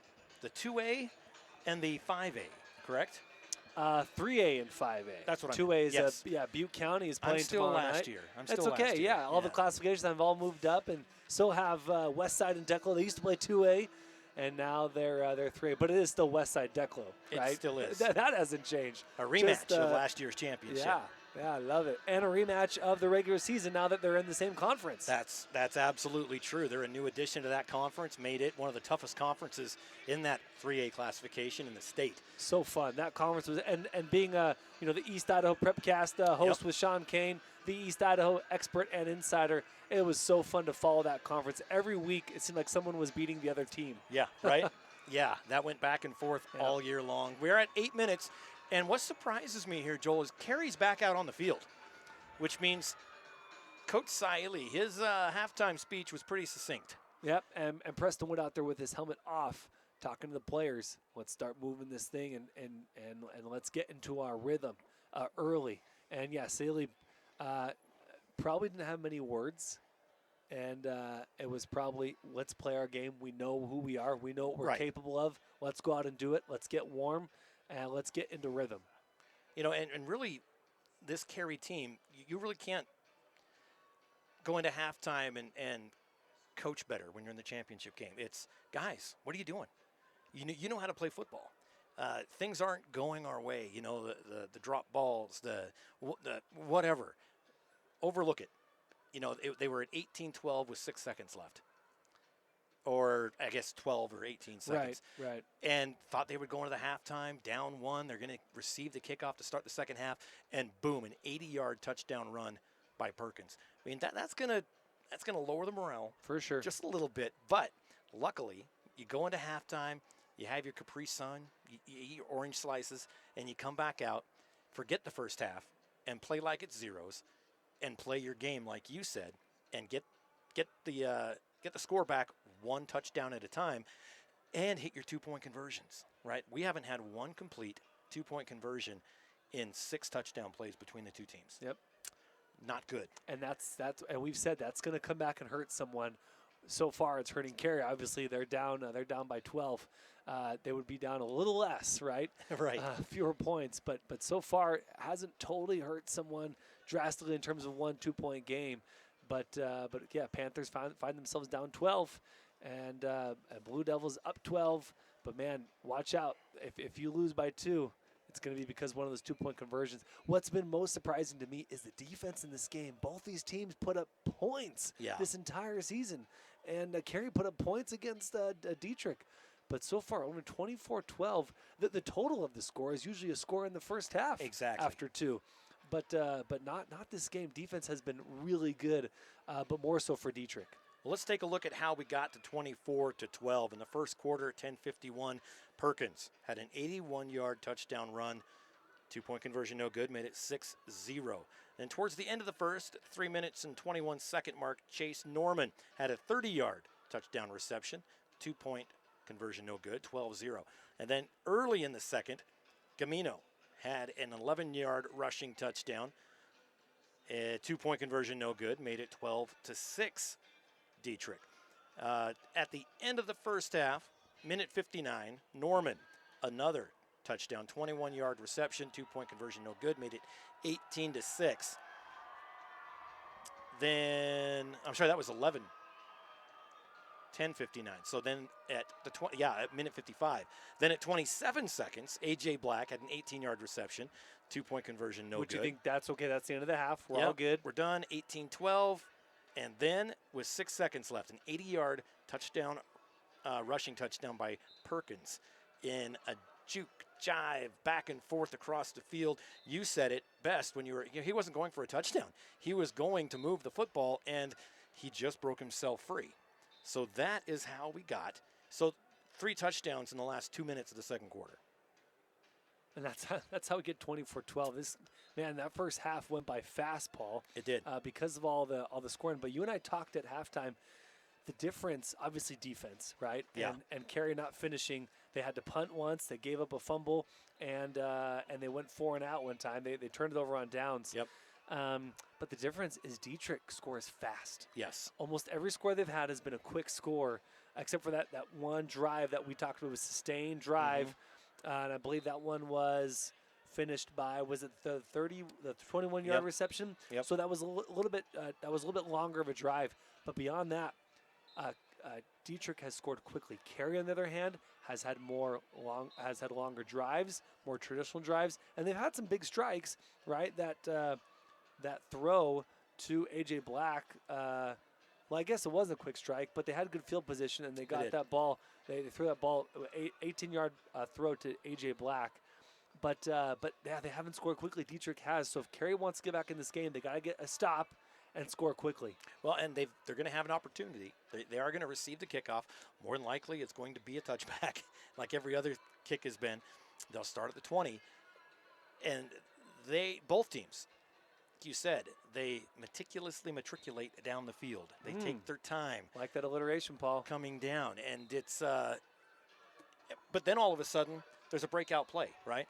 Even Dietrich was taking their time, and then all of a sudden they had 3 first downs in a row, and then they go slow again, and then all of a sudden Perkins busts out for those 2 runs. He's got 161 yards in touchdown runs. Right, and for Carey, A.J. Black scores that 18-yard touchdown reception, right? But that's set up by Eddie Gamino's catch down the far sideline, when Preston Wood hit him on that. It wasn't a bubble or a tunnel, almost and around and up, right? Catch when Preston Wood is sending him along. So these longer plays have happened for Carey, but Dietrich has had more of them, and they've been longer home run plays. Well, we have a little bit of time. We do want to recognize the Idaho Bowl as we kind of partner with them. We're kind of a media partner. And I know that Leif Morrison, the executive director, he does the broadcasting for us. He's listening in. Check out IdahoBowl.com. Check out, get your players nominated. Youth. He's looking to do a high school game this next summer. It's awesome. It's the premier youth all-star game in the state. Go to IdahoBowl.com. Follow them on social media. Leif, he thought he was pretty funny. He was very bored this morning. So on Instagram, he made a pretty cool reel, right? And it has Idaho Bowl, IdahoSports.com, and then Sylvester Stallone. And yeah, that was awesome. Right. Yeah. And what's his name? Sylvester Stallone. Sylvester Arnold Stallone, Schwarzenegger. Arnold Schwarzenegger. Right. And then he decided to put a poll on it. And the poll was, who does Paul look like? Sylvester Stallone, Arnold Schwarzenegger. Or third answer was, is Paul better looking than both? So I went to every social media account I have and voted, he's better looking than both. So I think 3 people have voted, which was my social media accounts. But yeah, it's fun. Leif's a great guy. He was almost my dog sitter today. I ended up boarding her for the weekend. Now, Leif's a good dude. Had a chance to broadcast with him last year, actually, at the Grid Kid Challenge up in Rigby. Yeah. At Rigby Stadium. Wasn't able to do it this year, but had a great time broadcasting with Leif, and he's such a good champion for youth football here in the state, and trying to get this Idaho Bowl for high schoolers going. And what a great opportunity. They'll go to Albertson Stadium, if I'm not mistaken. That was last year. That was this last year, okay. They're looking to have it in eastern Idaho. Okay, They're just, right on. Trying to hammer down a spot. So here we go. Teams are lined up. We're ready to go. Zero's on the clock. Let's see if Carey can pull out a comeback or if Dietrich can hold strong. Dietrich kicking left to right. Alvarado set to kick as we have some Metallica in the house. There's some talk about AC/DC and Guns N' Roses touring in the United States this year. I'll be getting tickets. Left-footed kick is caught in the end zone. In high school, you can't run that out. So it will be a touchback at the 20.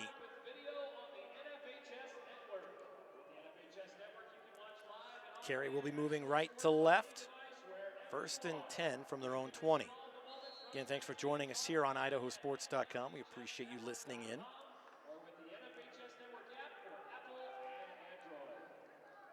Up to the line they go. Under center in the eye, I've got Gamino at the end. And there's a flag. False start. Zuli 1st and 15.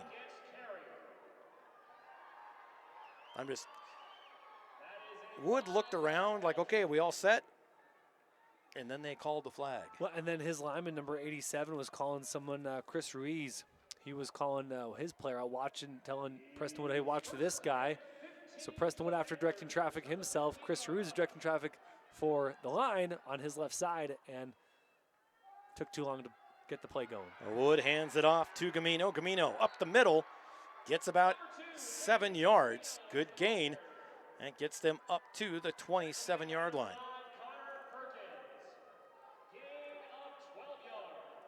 Oh, it was 12 yards. Excuse me. I forgot about the penalty. So, yes, 5 + 7, 12. So a good gain on 1st down, first play of the second half. Same set, Wood under center. Gamino gets the handoff. He comes to the near side, trying to break the tackles, crosses the 30, and they haven't blown it dead. I thought they would blow it dead at the 31, and then he is suplexed down to the turf, and he's still down. Yeah, that's a lot of weight coming in on Eddie Gamino from Angel Alvarado. Yeah. And Angel Alvarado almost throws him down, and Eddie Gamino comes up a little bit gingerly after that tackle. And he laid there for a second, just kind of gather his thoughts, rethink his life decisions. And, Eddie Gamino stayed on his feet, which is really good, but he almost lost that forward progress, Paul. Yep. So he's lucky they called that play dead when they did. And he ended up getting a 1st down, so it's 1st and 10 from the 31. Going right to left is Carey. Wood in the shotgun. He's got Gamino in his left hip pocket. It's going to be a keeper. Crosses the 35, the 40. Cuts back inside the 45-yard line. Finally pushed out of bounds at around the 47. So a first down and more. They're almost to midfield at the 47-yard line. Angel Alvarado in on the tackle again as Prestonwood got second plus level, obviously for a big run. But Angel Alvarado stayed with them and was able to finish the tackle as Prestonwood ran out of real estate.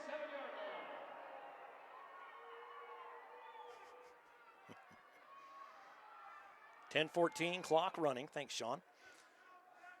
Sean Kane, such a good guy. Great coach, good broadcaster, good podcaster too. He has these moments. No, I'm just kidding. Under center, Wood on 1st and 10, turns. Go with what works, hand it off to Camino. No, that is not Camino, excuse me. That is number 28 for Carey, Stockton Sears. Well, and you wonder who's going to step up here. Eddie Camino had some nice runs, then he got stopped. Then Prestonwood took it himself, and now Stockton Sears on that run. Who's going to step up, make a few more plays, get a few more yards? But as I say that, we have about a minute 30, 2 minutes 30 seconds ticked off in this game, in this quarter, Paul. They need to move a little bit quicker as they're down 12. 2nd and 6 from the Dietrich 49, going right to left. 3 receivers on the near side, 1 on the left. Wood by himself in the shotgun at the 45. Watch out for that linebacker. Wood keeps it himself. A lot of room to run. Gets the first down on the far side of the 40 and brought down from behind in a gain of 2 after the tackle of where he was. That's a first down plus some to the 39-yard line. And so barely a 10-yard gain, sorry. No, all good. And that was a quarterback on quarterback. Connor Perkins was there. He won't get credit for the tackle, but Connor Perkins slowed down Prestonwood for the eventual tackler to come in and finish the tackle. Nice job by Connor Perkins to keep Prestonwood inside.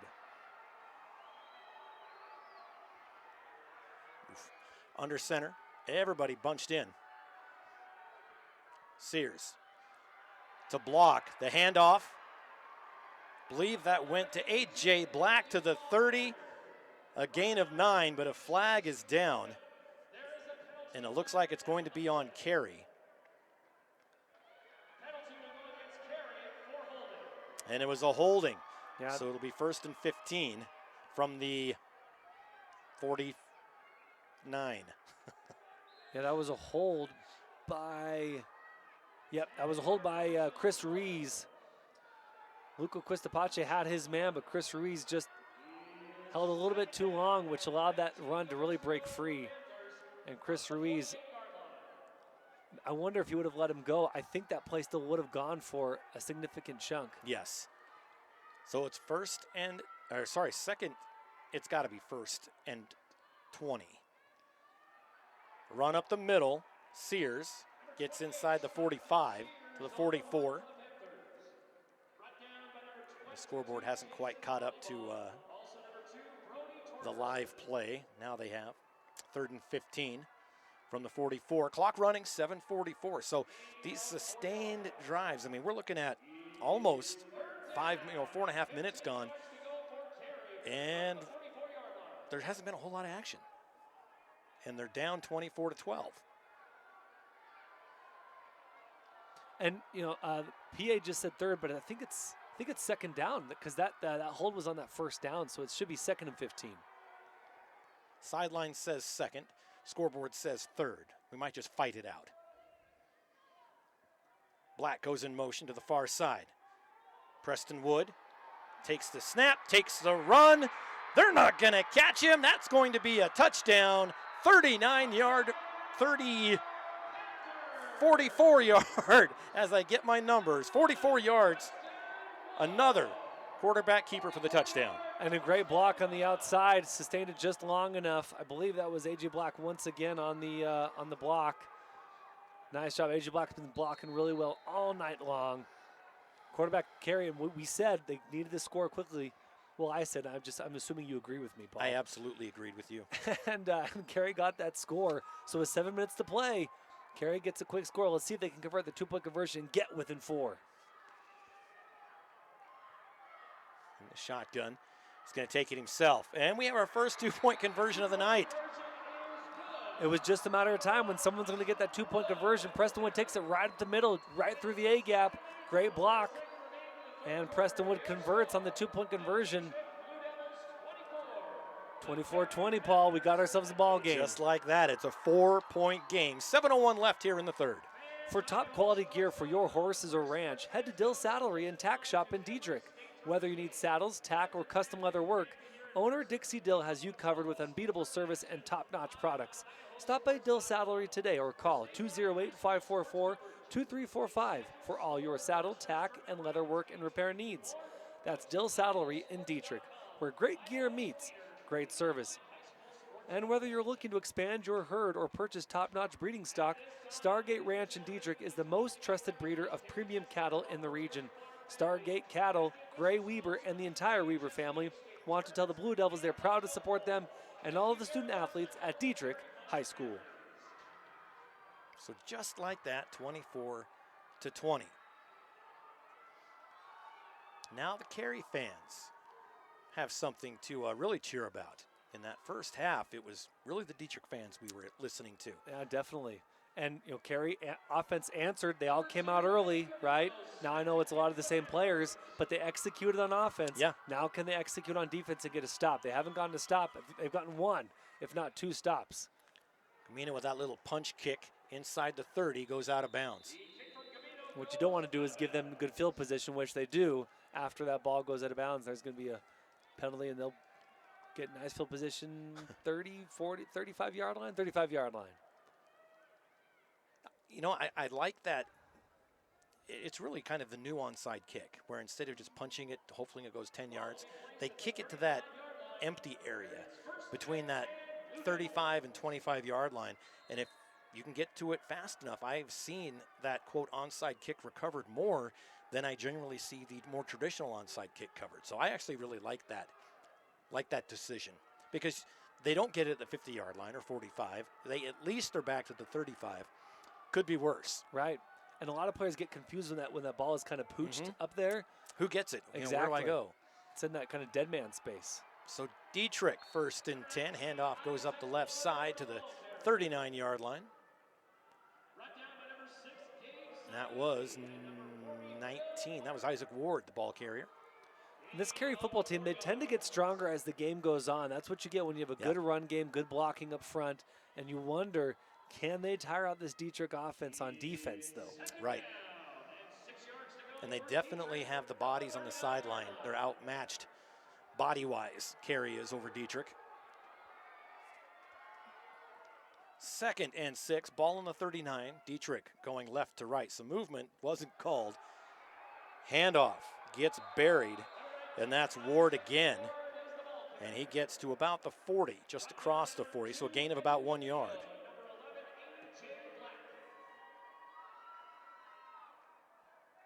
Ward gets helped up. 5'6", 150, not the biggest guy, but he gets his yards. And that was Will Park, who kind of jumped in a little bit early. If not early, he timed it perfectly. He started the tackle. He won't get credited for the tackle. That was A.J. Black. But Will Park started that pressure through that B gap. 3rd and 5 for the Blue Devils. Perkins under center. Split backs behind him. 5.5 to go in the 3rd. Takes the snap. Keeps it. Throws. Has a man downfield and overthrows the intended receiver. Number 32. That's Angel Alvarado. I like that call, but yeah, Angel Alvarado just didn't have quite enough speed to run that ball down. Well thrown ball, but just outside of his reach. You know, if you're Connor Perkins' mom, you're saying Alvarado didn't run fast enough. But if you're Alvarado's mom, you're saying Perkins overthrew him. Right. All depends on who you talk to. But I like that big man attempt by Dietrich. Yes. You also, it's almost like a trick play, like a hybrid trick play, right? But man, it looks like Dietrich's going to punt. It looks like they're going to punt. Perkins in a long shotgun has 2 receivers on each side. And he does, and that kick goes straight up in the air and out of bounds just across midfield. So I think this is the first mistake by Dietrich so far this game, Paul. Got maybe a little bit cute on that throw to Angel Alvarado. Do what works for you. They don't, and then they're forced to punt, and that punt goes square up in the air like you said. So now Carey starting with good field position. Not a great time to have your first mistake of the game. It is going to be 1st and 10 at the 50-yard line. Left hash, Carey going right to left. 5:20 left in the third. Wood under center. Keeps it himself. Cuts back to the near side. Has some room. Crosses to 45. Lowers his shoulder. Gets tackled. Close to a first down, but not quite. Another great run by the quarterback. Yeah, that was MVP to MVP. Chase Norman, who played so well last game, took a hit from Wood. You know, he finished the tackle, but Wood definitely got the better of Norman on that play. So 2nd and a short 1 yard. 4:48, clock continues to run. And we just got to say, Carey defense did their job, Paul. Yes. Dietrich defense. Or Carey. Carey Carey, on that you're last right. You're drive. right. Absolutely, you're right. There's the handoff, stays on his feet. Another good run by Gamino. Gets the first down, plus about 8 yards on top of it to the 32-yard line. Gamino's that kid or whoever who shows up to the basketball court and you're like, okay, we're good, right? Yep. I'll guard this guy, and then he lights you up. Eddie Gamino, probably the smallest guy in that field, Paul, but he's making everyone miss, and he keeps his feet under him, keeps turning hip square to the end zone. Great runner, Eddie Gamino, despite being the smallest kid on the field. Have you met Lauren Jensen, works for us? Yes. He was that kid. He was so much younger than us. And he'd show up and we're like, why'd you bring your brother? Why'd you bring your little brother? Wood hands it off. Gamino again cuts the gap. Picks up about 6 yards right between the hashes.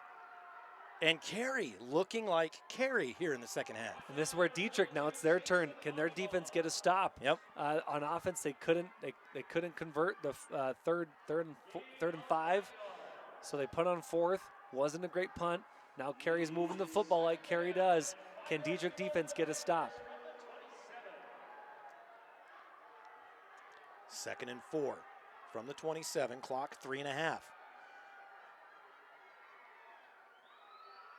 Wood under center, takes the snap, fakes the handoff to Gamino, throws left, gets it into the hands of Sears. Sears down the sideline, gets tripped up inside the 10. Just a quick short route to Sears on the left side. Everybody was kind of respecting Gamino to take that handoff. Great play call. And you lull them to sleep with that Eddie Gamino magic. Yep. And then they go to Sears to that, it was like a quick dump, right, to that flat, the near side.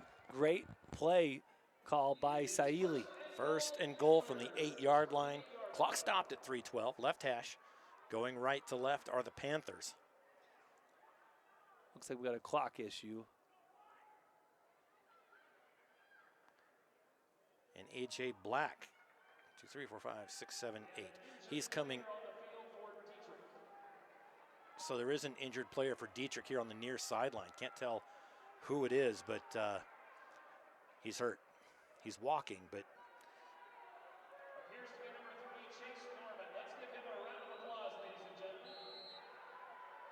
Yeah, that's going to be Chase Norman, who made the tackle on Sears.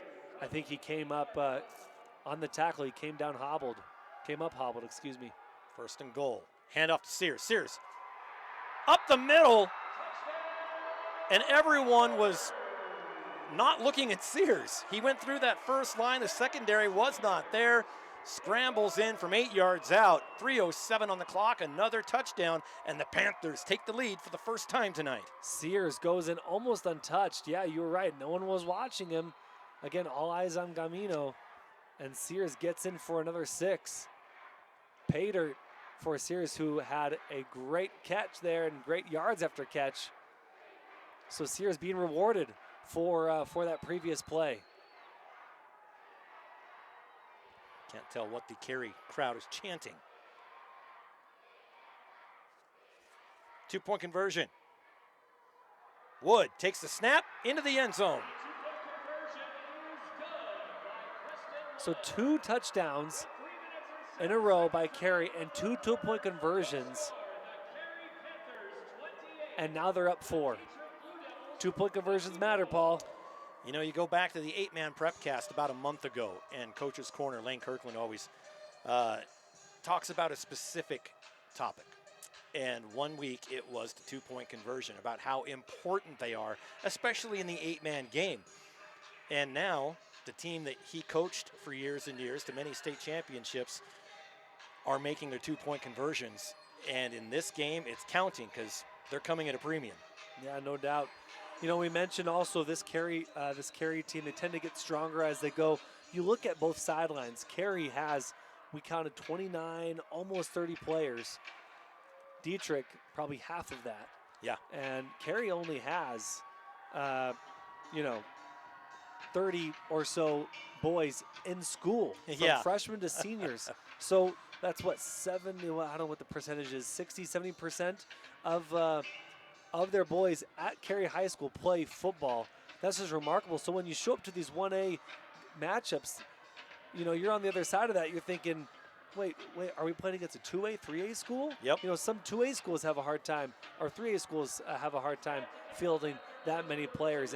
And that might be one of the reasons why Carey can tire teams out, even when they're behind like they were in this game, because they have enough other players who can make plays. There's the kick. Carey right to left. And this one, and he lets it bounce into the end zone. Landed at the 5. He kind of protected it just in case it took a kind of a wonky bounce, but it ends up being a touchback. It'll be 1st and 10 from the 20-yard line, left side of the field for the Blue Devils. So 18.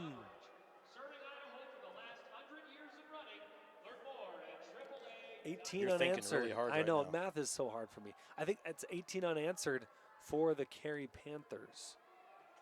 2 touchdowns. 16 unanswered. We'll go with that. For the Carey Panthers, puts them up by 4 with 3:07 to play. Dietrich needs a big answer here to take back this lead. 2 receivers left, 1 to the right. Perkins, little screen to the left side. Avoids the first tackle, gain of about 2 for number 19, Isaac Ward. And momentum is definitely swinging back in the Panthers' side. And I feel like there's a bit more urgency to these tackles as Dietrich before were able to kind of get 3 or 4 more yards, get that first tackle miss, but that time Carey stayed on their toes and finished through on the tackle.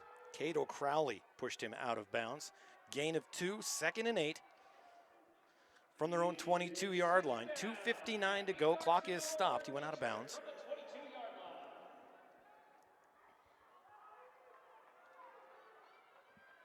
Back to the line we go. 1 receiver left, 2 right. In the shotgun. Takes the snap, looks right, takes a hitch, goes deep, has a man open, and it's caught at the 47. He stays on his feet after getting hit. Avoids a couple of tackles, brought down from behind, finally inside the 40 after being tracked down by number 28, Stockton Sears. Huge play for the Blue Devils. Great tackle from Stockton Sears, coming in hot from the other side of the field to finish the tackle. Number 17, Dawson Olson, got beat on that one again. I think that's the 2nd time tonight. Unfortunately for him, great play there from Chase Norman to make the catch and break the tackle from Dawson Olson and get upfield for some yak. And one thing you mentioned in the first half, or at halftime, was the quality of tackling. He caught that, got hit, didn't go down. Bounced right off Dawson Olson. Some movement. Little pass, almost intercepted on the short screen to the far side. So that'll bring up 2nd and 10 from the Carey 38-yard line. Yeah, that ball was intended for Brody Torgerson on the kind of the tight end, just a quick out route. But too far, and yeah, almost picked off. Dietrich still in good and has a good position with 2nd and 10. They're on Carey side of the field after that Chase Norman catch. So Dietrich, no reason to panic. No, not at all. Takes the snap. Perkins in trouble as he's backed up to midfield. Still, there's a man wide open, but he's way too far to see him. He's going to tuck and run. Picks up about half of what he needs, but that scramble was about 100 yards. Connor Perkins, man, he goes east to west, and then again, and then finally goes to that. I guess in this case it's north south, but you know, we're gonna call it east west. And finally goes to the far side and makes something out of nothing. He was almost brought down, almost ran out of real estate. 3rd and 6 for Perkins and this Dietrich offense. Chase Norman wide open in the end zone, but his quarterback was scrambling back at the 50. Not much he could do. It's 3rd and 6 for the Blue Devils. Going left to right, left hash on the 34-yard line. Minute 57 left in the third. 4-down territory, no doubt. Definitely. In the shotgun, takes the snap, looks, has a man, and missed tackle by Wood. And then Ward just dragged him along to inside the 25. Ward, not a big guy, and he played like a man among boys there and just drug Preston Wood with him. Well, Preston Wood went high. Isaac Ward went low after the catch, and that's the story. And was able to get past Preston Wood. My goodness, Isaac Ward, what a catch. Only 5'6", 150, but again, makes a great catch, avoids the tackle, and gets a few extra yards. And huge play there, Paul. And Perkins had a choice. He had an open Chase Norman on that cross route, and he went to Ward instead. I think either one was a good choice. They got the first down. Minute 17 to go at the 24, and a timeout is taken by the Blue Devils.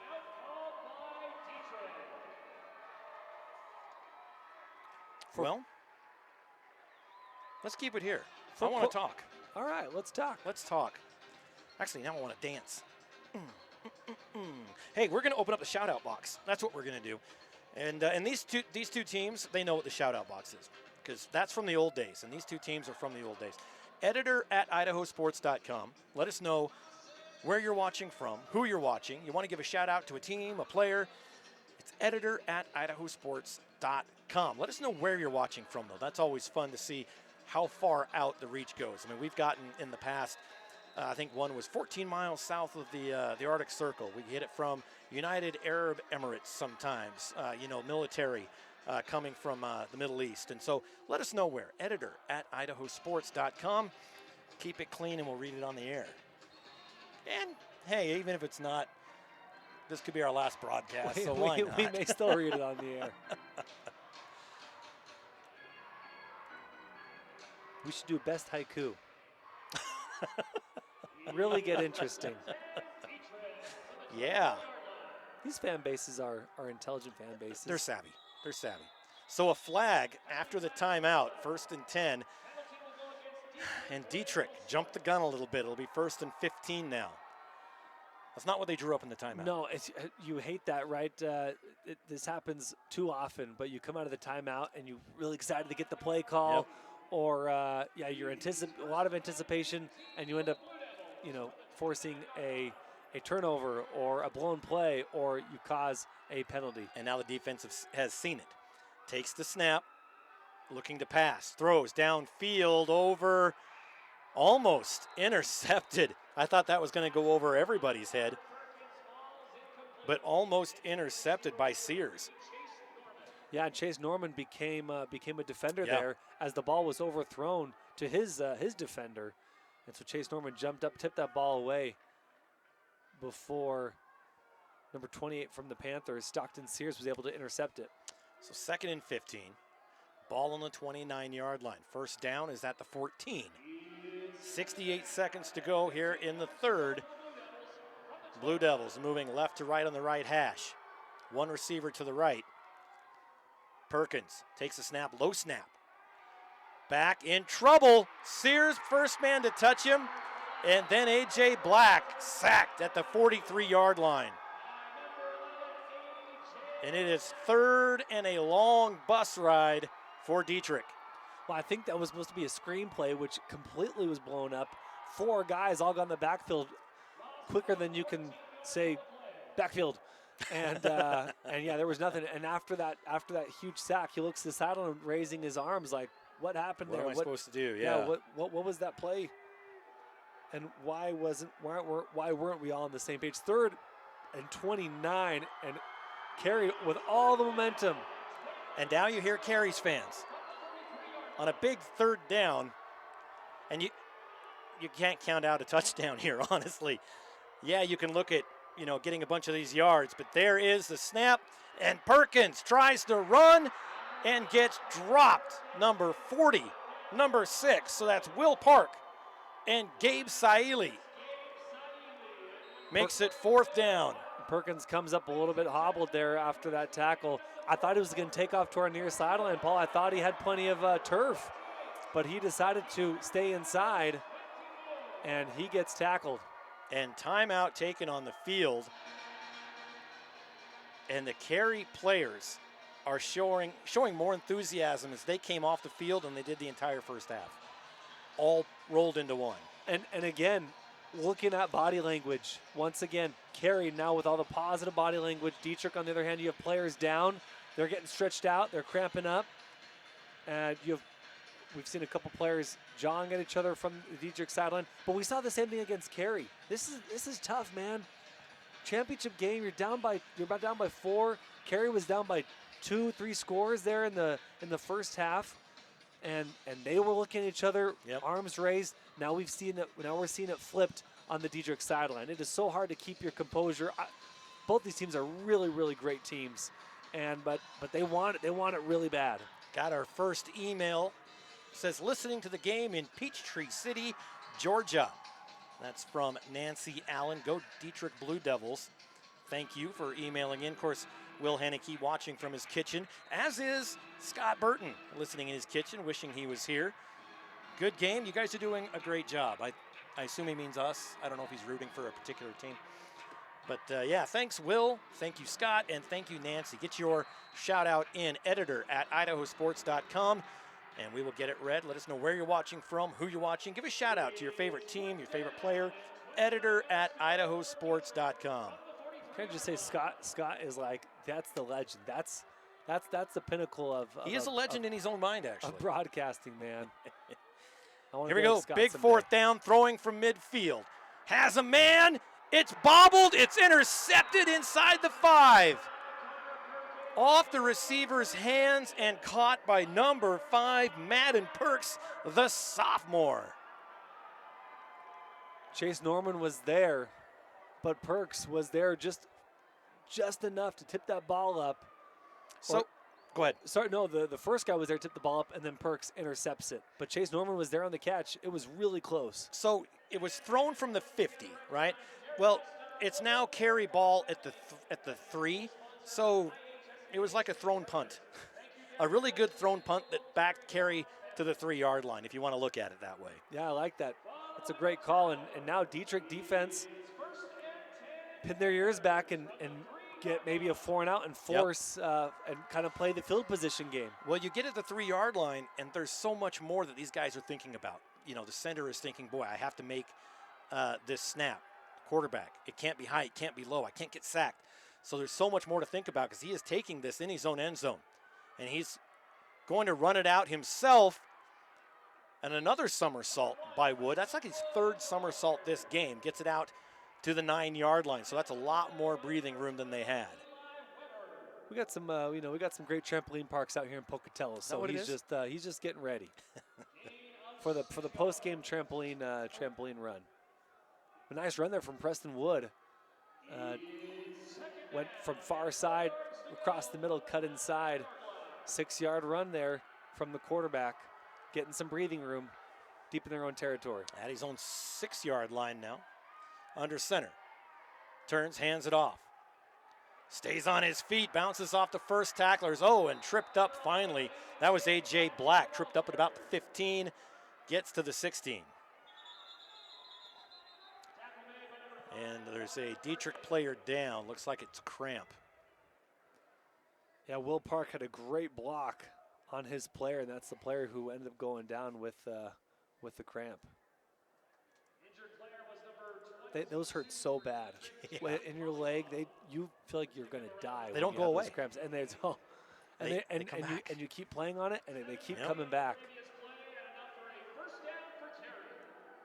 But Will Park, thanks to that great block, got them a first down for the extra yardage. Handoff again up the middle. And it's a scrum as they stand up the runner. And that is Stockton Sears again. So not much of a gain. It's going to be 2nd and 8 from the 18-yard line. So slow moving, but moving. Yep, and this is what Carey wants to do. They want to control the clock with 10:18 to play in the 4th quarter. Blue Devils have got to get a stop here. Ball right between the hashes. Again, Carey moving left to right. 10:08 on the clock, and the clock is running here in the 4th quarter.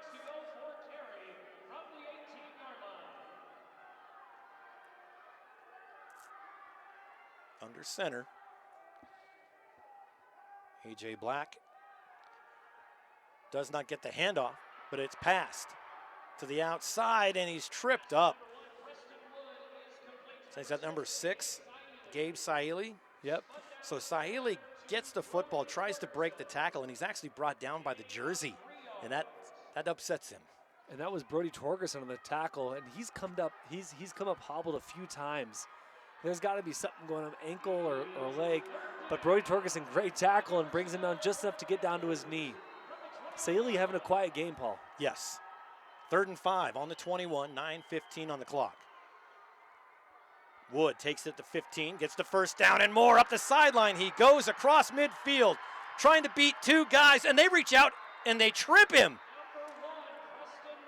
They tripped Preston Wood inside the 30, like stuck out the leg, tripped him. And a flag is down, obviously. Yeah, and Carey fans not happy about that. Wood comes up limping after that trip. I mean, it saved the touchdown, but not worth it. Gosh, that is, yeah.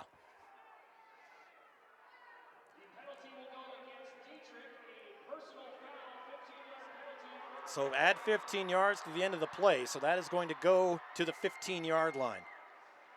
I'm not sure I've seen that in all my years. I've seen a lot of weird stuff, but never an outright schoolyard trip. Yeah, and you're sprinting, and suddenly you just throw your legs out from under you to make that play. It wasn't even like a soccer slide tackle. Right. It was he reach literally your foot out. Yeah, just tossed his foot out. And I was shocked. I didn't see the number on that either. I'm guessing he's got pulled out, I would assume. But anyway, 8:42, clock running. 1st and 10 for Carey at the Dietrich 15-yard line. Takes the snap, trying to find his guy, cuts in, cuts back to the outside. It's a battle, and it was intended for number 6, Gabe Saili. Nice defense, knocked out of bounds by Dietrich. Chase Norman. Thanks, Matt. That was Chase Norman on the coverage, just smacked that ball out of there.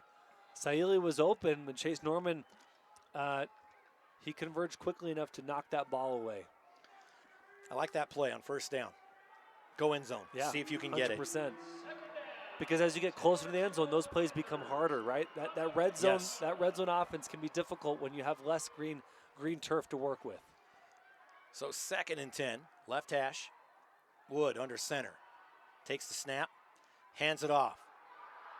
Gives it to Sears. Sears gets about 8 yards.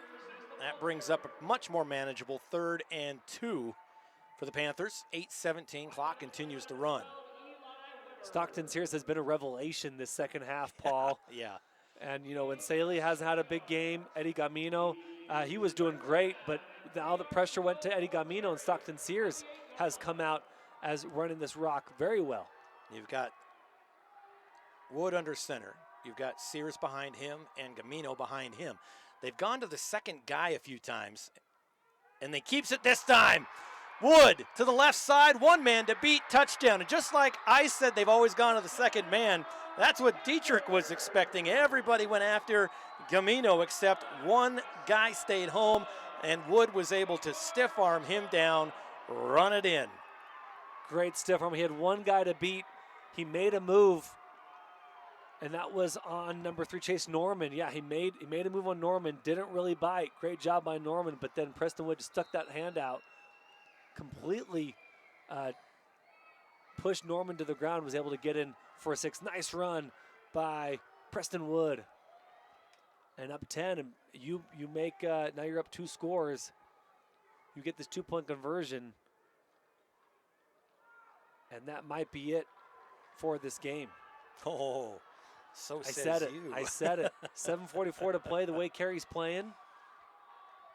For the 2-point conversion, Wood gets it again. And as Wood goes in untouched, Dietrich coming off the field. They're all most of them are running off. A couple guys walking. There's some tired boys down there, and there's again just fewer playmakers. And Carey able to spread that ball out. They have more players, but when you usually have more players, you tend to have more playmakers. Let's take a quick break, and we'll be back with the last 7 minutes and 44 seconds on IdahoSports.com.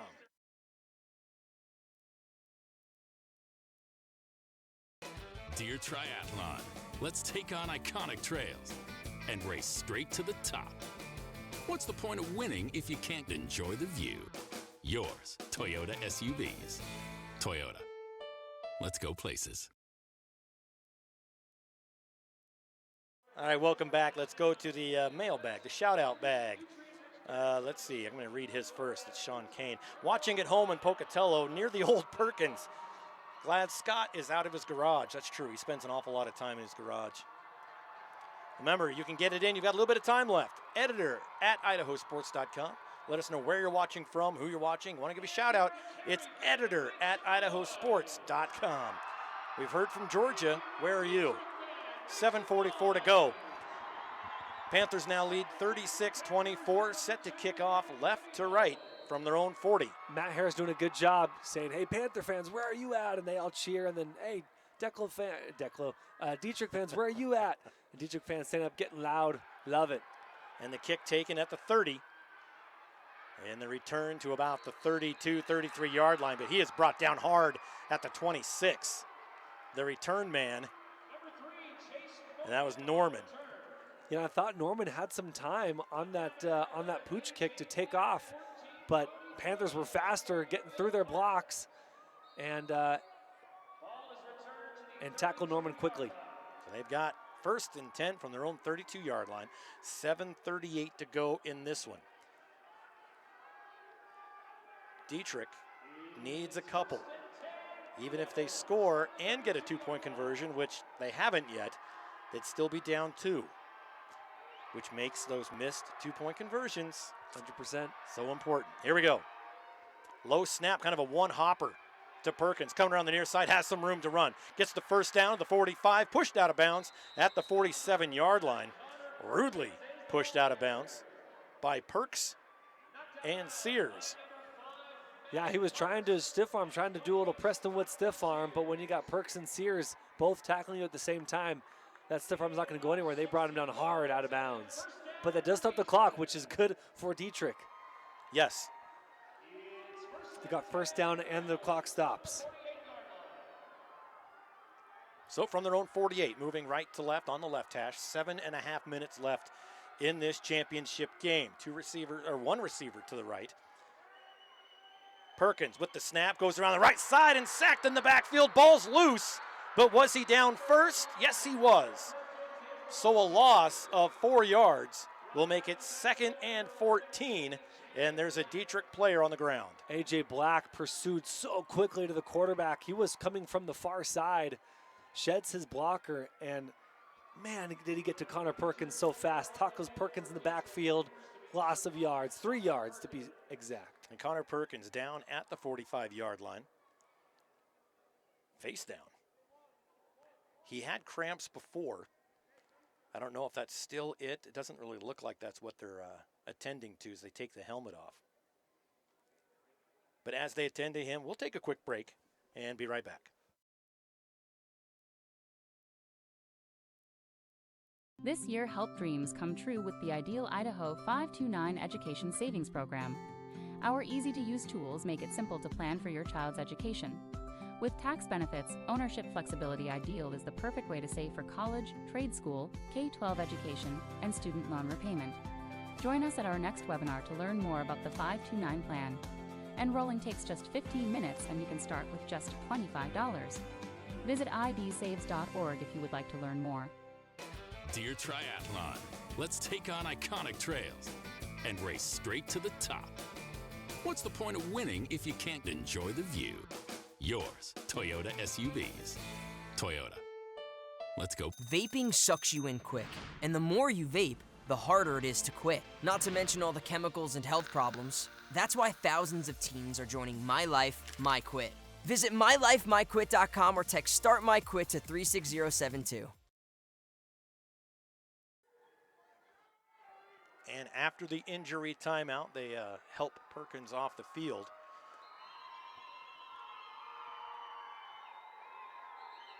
Yeah, Connor Perkins was looked like he was favoring his left leg. So on the roster, we've got Angel Alvarado listed as quarterback. Let's see if that's who they go with. Also, Gavin Hoskison. He's only a sophomore, but he's also listed. So, yeah, curious who they're going to trot out there at QB.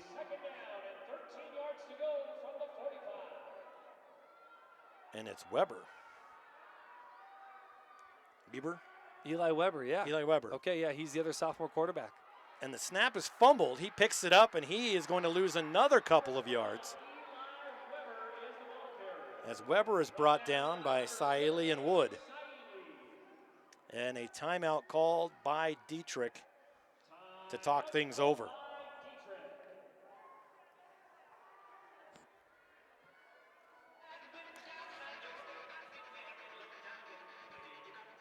Well, 36-24, 6:36 left in this one.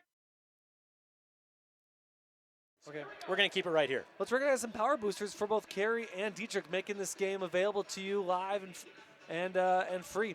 Valley Tile and Floor from Carey, Snow Bunny Drive-In, Ideal Idaho College Savings Program, Rancher Supply, Dusty's Electric, and then for Dietrich, Ideal again, Idaho College Savings Program, and Shaw L&L and Mercantile. Super thankful for all of our power boosters, and of course, Dusty's Electric, John's Heating, Clear Creek Disposal, Lava Hot Springs, or Lava, Robertson Farms, Shaw Land and Livestock, Extreme Excavation, Dill Saddlery and Tack Shop, and Stargate Ranch. Those companies have let us bring this game to you live and free. Here we go, 3rd and 15. Ball on their own 43. Dietrich moving right to left. Airing it out downfield. It's short and intercepted at the 37. And that was Perkins with the interception. Running it back. In for the touchdown, number 5, Madden Perks. And there's a flag at the end, probably for celebration. But who cares? It's a state championship, and you just got to pick 6. Yeah, no, they were high-fiving each other as they're making that pick 6 happen. Connor Perkins, he threw that ball, had no strength on his back leg, on his left leg. So as that ball is taken off, it just completely short, and the pick 6 is and once he threw that pick, he couldn't go and help on the interception. And he limps off. The touchdown will stand. Number 5, Madden Perks with the pick 6. The penalty will go against Carey. 25-ish? 25-ish what? 20, was it more in the middle? No, yeah, it was like on the 45-yard line. Yeah, 45-yard line. Wasn't it? Right here, like right in front of us, wasn't it? No, I was thinking it was further back. I got too excited.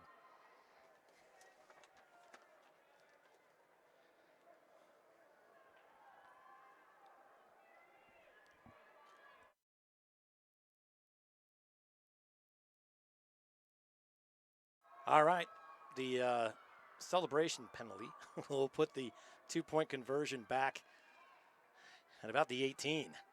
So Wood back, he's got some room to run. He comes back to the right side. They're going to try and come out of the end zone to get him. He trots in, 2-point conversion is good. 44-24, just like that. After the pick 6.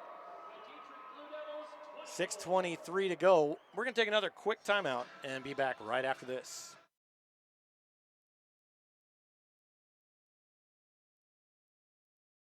We do things differently in Idaho.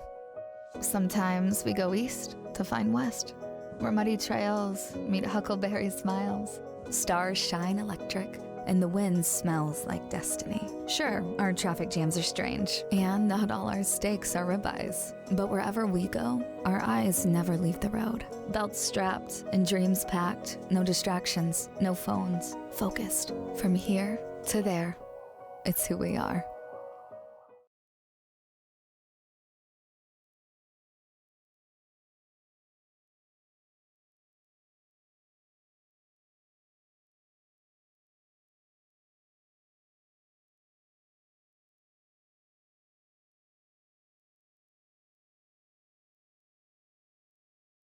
All right, welcome back after the 62-yard pick six. So you were right. It was about that 40. 62-yard pick six. First time in my lifetime I got some math right. And can we just, this Carey defense has been lights out all second half. They got their offense converted to start the second. They did. As we have an onside kick that goes out of bounds by Eddie Gamino. Then the defense got the stop. And since then it's been all Carey. Perkins, the last time Dietrich scored was 6 seconds left in the first half on that 80-yard rushing touchdown by Perkins. And Carey's had 4 unanswered here. 32 unanswered points.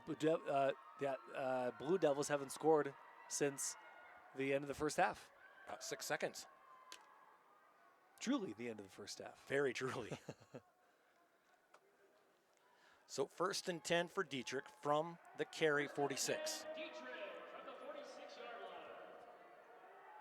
In at quarterback is Madden Perks. His brother was a quarterback. Why not? And Dietrich moved a little too early. So it is Connor Perkins who's still in at quarterback. Oh, you're right. So I looked at the wrong roster. That's my bad. I couldn't tell from the side. My bad. But yeah, Connor Perkins still in at quarterback. He can't really move. We saw him throw the pick six, and then he couldn't move after that, after he threw that high ball. So hands it off. Across the middle. Hand it off to number 6 for Dietrich. Wyatt Sneddon, the junior. And that was that delayed handoff. And they almost got after Connor Perkins, which, man, from our vantage point, I'm like, clenching my teeth, like, don't hit Connor. I mean, hey, he's live. You can tackle him, no problem. But he's hurt and he can barely move. And they do that delayed handoff with split backs in the backfield. Luckily, they don't get to him, and he hands off just in time. Picked up the 5 yards, makes it 2nd and 10 from the 46. Going right to left at their own 46. Just a quick pass across the middle. He was open, but Brody Torgerson out of his reach. And Dietrich's team just moving slowly. Torgerson limping, Perkins limping. They came in a little bit beat up with some injuries, and it just got compounded here in the second half. Yeah, definitely. Like we've said it all game, we've seen guys go down, especially early in the second half, guys go down with cramps. We've seen Chase Norman come out for a play or two. And, of course, now Connor Perkins playing with a heavy limp. 2 receivers on each side. Perkins, quick pass across the middle. It's complete for the first down inside the 35. And that was to Chase Norman. Yeah, nice cross pattern by Norman. And I want to say it's Brody Torgerson, and got Norman open. There was no pick. It was just a nice crossing pattern. They stayed away from each other enough that there was no pick, but Norman was open in the middle. And more importantly, Connor Perkins could get it to him quickly before getting hit. And you just saw Perkins fix the jersey and the shoulder pads on Eddie Gamino after that play. So still good sportsmanship. Quick pass again, and this one to Ward. Ward picks up the first down. So we see Perkins, he's not taking any kind of step back. He is taking that snap and a quick throw right, quick throw left, and it seems to be working for him. Yeah, he's sitting in the pocket, and when with poise, he's injured, but he's sitting in the pocket with poise. Very impressive work from Connor Perkins. After that tackle, Isaac Ward has to come out. He was getting tackled from behind, and then he gets stood up, so got kind of bent back a little bit. And this Dietrich football team, they're getting beat up in this second half, but they're still fighting down 20 with 4:30 to play. And you would think this actually makes it a little bit easier for this Carey defense, because normally you are looking at Perkins going, he can run, he can pass, so you can't really commit on the receivers. But now you're looking at him going, if he runs, he's going to be easy to catch, so we can go ahead and play back a little bit. And another quick pass, and that one's blocked. Number 14 got his big mid on it. Brody Quillen, the senior, knocks it down, makes it 2nd and 10 from the 19-yard line. And they only brought 4, so not a lot of pressure, right? You have 4 guys in the line on both sides, but they're able to get to him quickly. They know he's going to be sitting right there, so they can all shed their block quickly and hit inside on a swim move, if you will, and get inside quickly, and they were able to get their big mid up and deflect that pass. 4:11 left, clock is stopped. Panthers lead 44-24. 2nd and 10, ball on the 19-yard line for Dietrich. Perkins moving a little bit more easily since he's been in on this drive. Maybe he's just faking it. They're going to pull out a run here, or not. They hand it off, coming to the near side, and he slides. Did he stay in bounds on that slide? They're going to call yes. They moved. He tried to get out of bounds, but the clock continues to run at 4 minutes. I believe that Snedden, I believe, was the ball carrier there. I don't know if I have the stomach to continue to watch Perkins. He's getting hit, almost getting hit, almost on. Yeah. He's almost getting hit every time. And once he hands the ball off, he gets out of the pocket as quickly as he can before he gets I don't have the smashed. ball. I don't have the ball. Right. 3rd and 7 now on the 16. Clock is at 3.5. Not a lot of time. Under center. 2 backs behind him. Hands it off to the first, and a gain of about 1 to the 15-yard line. That was Snedden.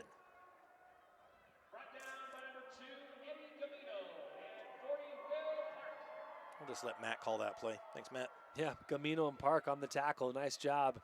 And on that play, they saw the run play developing, and all players were tucked nice inside, almost in their own pocket, but on the defensive side. And a timeout taken by Dietrich. Is that their last one, or did they already tick it off? It is. That's it. They've got no timeouts left. Carey has all 3. Well, like we said, this is the first championship game of the weekend. There's 6. 1 tonight, and then you and I are going to be on 2 tomorrow. And then there are, I believe the 2A is going to be up at the Kibbe Dome, and then 2 on Saturday, both in the Treasure Valley.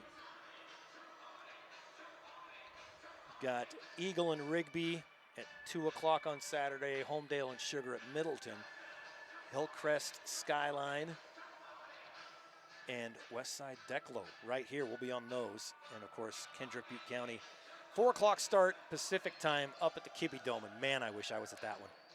I might just ditch you guys and drive up there tomorrow morning. Dude, well, that's going to be an awesome game. I mean, you could absolutely make it.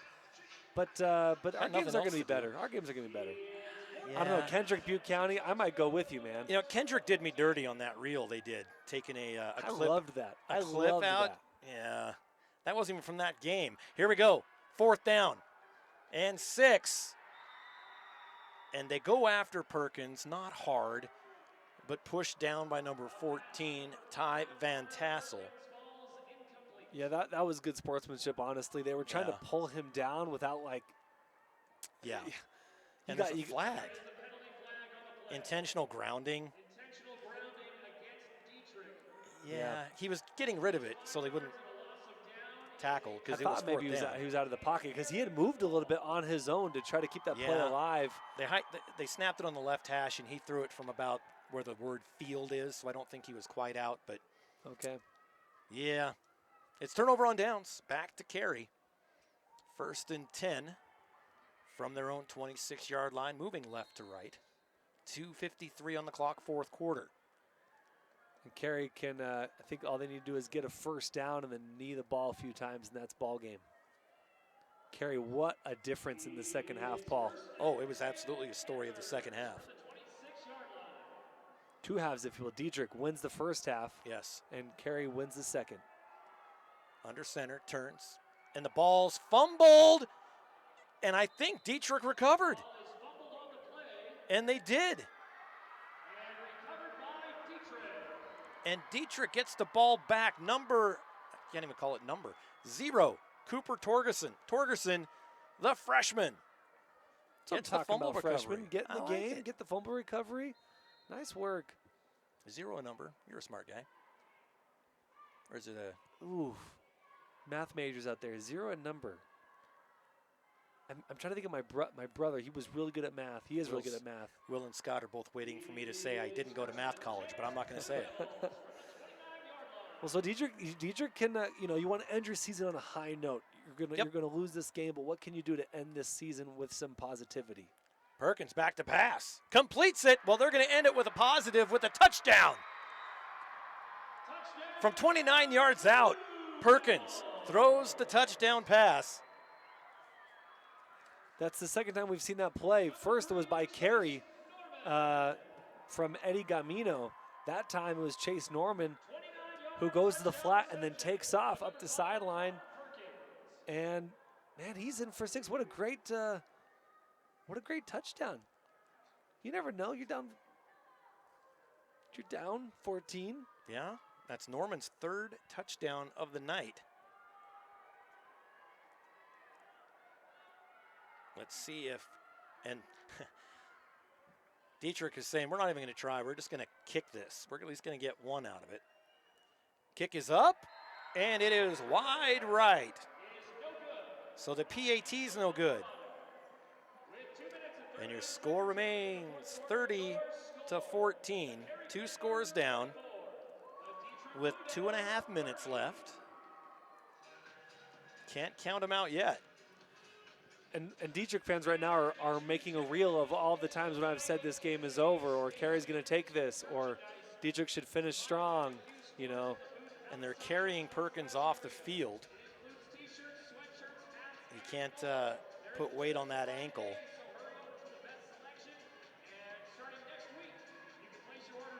So 2:39 left in this one. It's been a good one.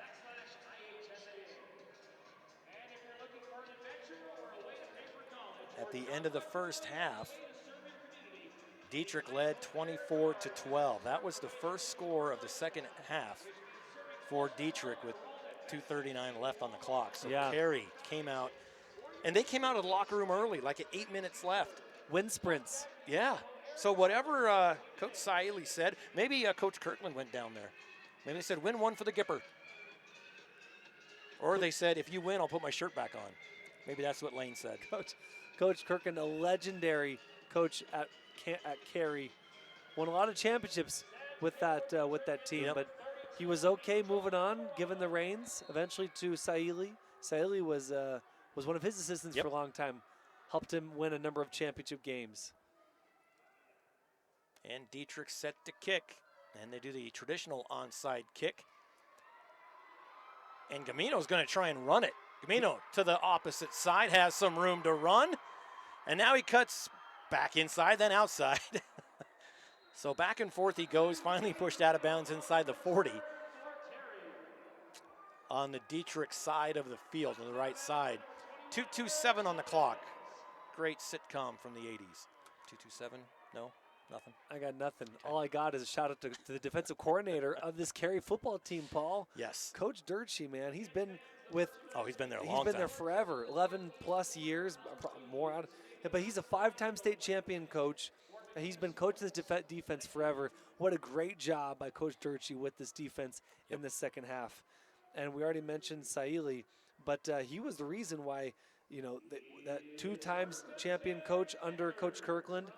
He was instrumental in both the title games and as assistant coach as the offensive coordinator and the offensive line coach. So he helped call some close games and won some big battles. So 2:27 left. Wood under center, turns, hands it off, gives it to A.J. Black. Black takes the left gap, stays on his feet, finally pushed out of bounds. A gain of about 6 yards. Clock continues to run, 2:10. Another fun fact. The last 6 out of 7 state 1A 8-man titles, Paul, have been decided by only a touchdown. What about that that 7th one? Last year, that was, you know what? That was Kendrick doing things to Camus. Yep. 68-0. That was the exception. And boy, Camus had such a great year, and They it's been did. so long, and then they get blown out. But Kendrick, my gosh. And now they're up in 2A playing Butte County. That's right. Tomorrow. Boy, that's going to be a good game. Brandon and Ryan on that one. So 2nd and 4, handoff to Gamino. Gamino gets the first down, gets stood up. Boy, he is such a tough kid. He is, man. He does not go down. Stays on his feet again, shortest player on the field. And Wyatt Snedden actually stopped him to tell him, hey, you're tough. Good run. Love it. You know? Love the sportsmanship. Again, both these teams know each other, right? Their Yeah. locations are so close. The high schools are close to each other. They've been playing against each other, with each other throughout elementary school, middle, high school. And you've seen it on the field. A lot of players, they punch them in the mouth and they pick them up. You know, minus that first one in that first half, Right. where a swing was taken by Matthew Young, Yep. and he got ejected from the game. I think it was first quarter. Yep. Can't swing. I mean, they're wearing helmets too. Wood takes the snap and kneels with 45 seconds, so they're going to have one more, and then this one will be over. The Carey fans stand up, standing ovation. We got the flag running down the sideline, down the in front of the fans. In front of the fans. Thank you. Yeah, cheerleader alley. 23 seconds, lining up, and they waited for the Dietrich defender to come off the field, which was nice. And that's it. With 10 seconds left, this one is over. Or as Gary Jones would say, this one's in the refrigerator, the jello's hard. Wait, the butter's hard and the jello's jiggling. That's what he This would game say. is over. The refrigerator's closed, the lights are out, the eggs are cool, and the butter's getting hard, and the jello is jiggling. And both teams come to their sidelines. Carey pretty excited as they're bringing out the banner.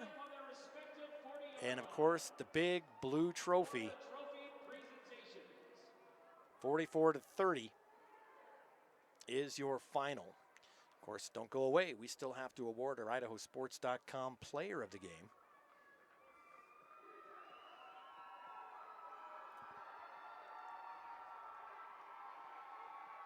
Boy, both towns so proud of their teams. Great season by Dietrich. Great first year for Garrett Estelle. Looking forward to many more from him. Such a young guy.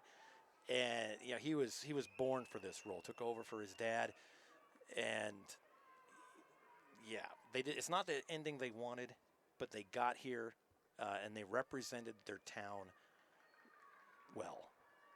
I love it, and Dietrich fans standing up, giving their players a standing ovation. Yep. Their kids, students, friends, giving them a standing ovation. Love that, and 100%. I love how Garrett has taken over for his dad, Rick, again, who passed away in April, and they had something to play. They had a huge reason to play this season and to go deep into the playoffs and give their best in this championship game. And they left it all on the field, Paul. It just wasn't enough against this juggernaut of a Carey football team.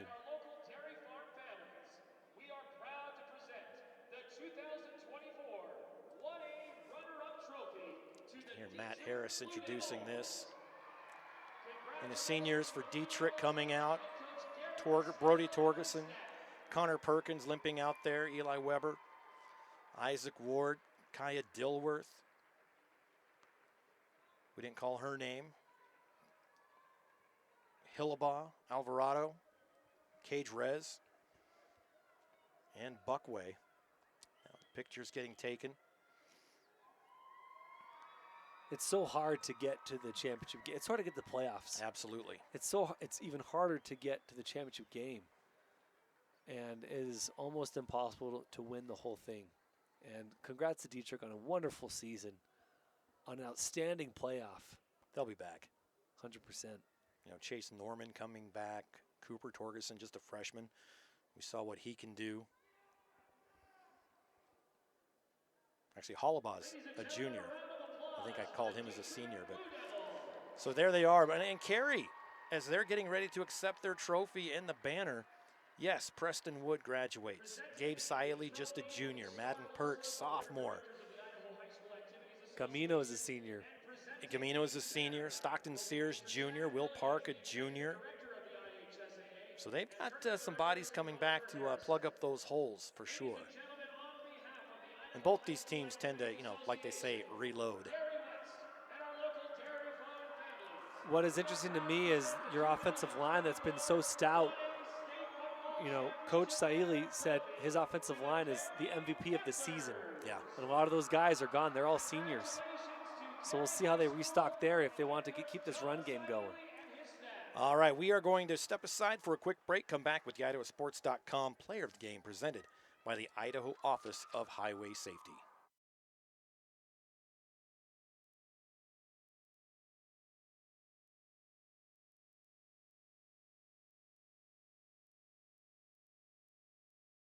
Deer Triathlon. Let's take on iconic trails and race straight to the top. What's the point of winning if you can't enjoy the view? Yours, Toyota SUVs. Toyota.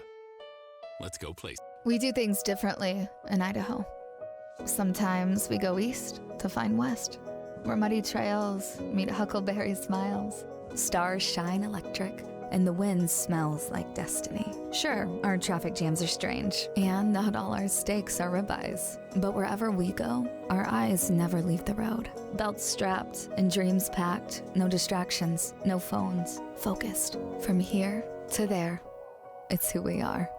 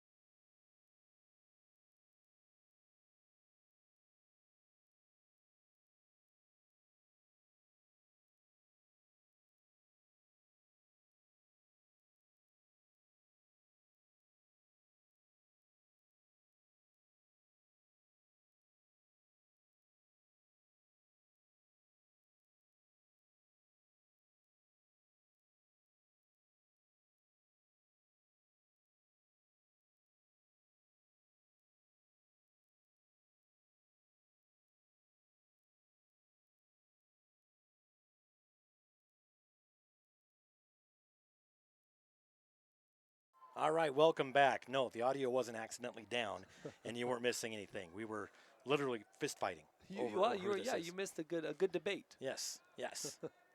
So, without further ado, the IdahoSports.com player of the game presented by the Idaho Office of Highway Safety, reminding you to always keep your head in the game, whether you're on the field or on the road. Be in the moment and free from distractions. Joel, I'll let you award this one. We debated back and forth players, lines, team, just the team in general. Lane Kirkland for definitely, he had to have some kind of speech, right? It had to have been his pregame speech. Yeah, his pregame speech. If not, maybe he went in there in halftime and, had some choice words for this Carey team. But in the end, we're going to go with the Carey defense. Yep. The Carey defense holds the Dietrich Blue Devils to 6 points in the second half. They gave up 24 in the first half, but they pinned their ears back. They held strong. The offense got their score, but then the defense answered the offense by forcing, I believe it was a punt by Dietrich. And after that, straight up. Yeah. That's right. That was the punt that went straight up. And they got the third down stop, forced the punt, and only allowed 6 points the rest of the half. So it's got to be the IdahoSports.com player of the game has got to be the Carey defense. Nice job, boys. And yeah, we could have picked a player. I mean, there were a ton of individuals that could have earned this from, of course, Preston Wood, Stockton Sears, these guys that had great games. But in the end, yeah, I think it was really the defense that stopped Dietrich. Dietrich's offense is so potent that it's not easy to stop, and that Carey defense did. So 1 championship in the books, 5 to go over the next 2 days. Make sure you come back to IdahoSports.com and listen live and free, as well as checking out brackets. And we've got girls basketball started, so we've got schedules, scores going up all the time. But that's going to do it for us here at the ICCU Dome. This has been an IdahoSports.com GameStreams production of the 1A Football State Championship. Tournament coverage on Idaho Sports is brought to you by the Idaho Bowl, Project Filter, Your Health Idaho, Ideal, Idaho's College Savings Program, Valley-Wide Cooperative, your local Toyota dealers, Dip Fusion Helmet Reconditioning, and the Office of Highway Safety. Congratulations again to the Carey defense, our IdahoSports.com players of the game. Thanks again for joining us as the Carey Panthers go home with the blue trophy and the banner by beating the Dietrich Blue Devils 44-30. For my broadcast partner, the Joel Richardson, and everyone else behind the scenes here at IdahoSports.com, I'm merely Paul Kingsbury. Have a good night, everybody.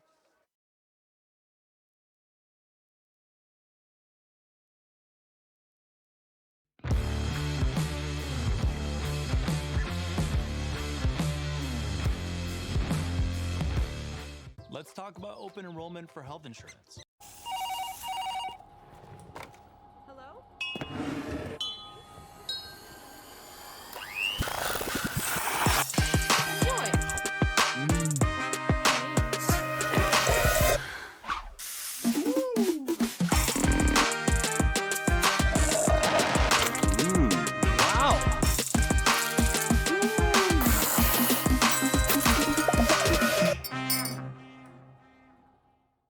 This year, help dreams come true with the Ideal Idaho 529 Education Savings Program. Our easy-to-use tools make it simple to plan for your child's education. With tax benefits, ownership flexibility, Ideal is the perfect way to save for college, trade school, K-12 education, and student loan repayment. Join us at our next webinar to learn more about the 529 plan. Enrolling takes just 15 minutes, and you can start with just $25. Visit idsaves.org if you would like to learn more.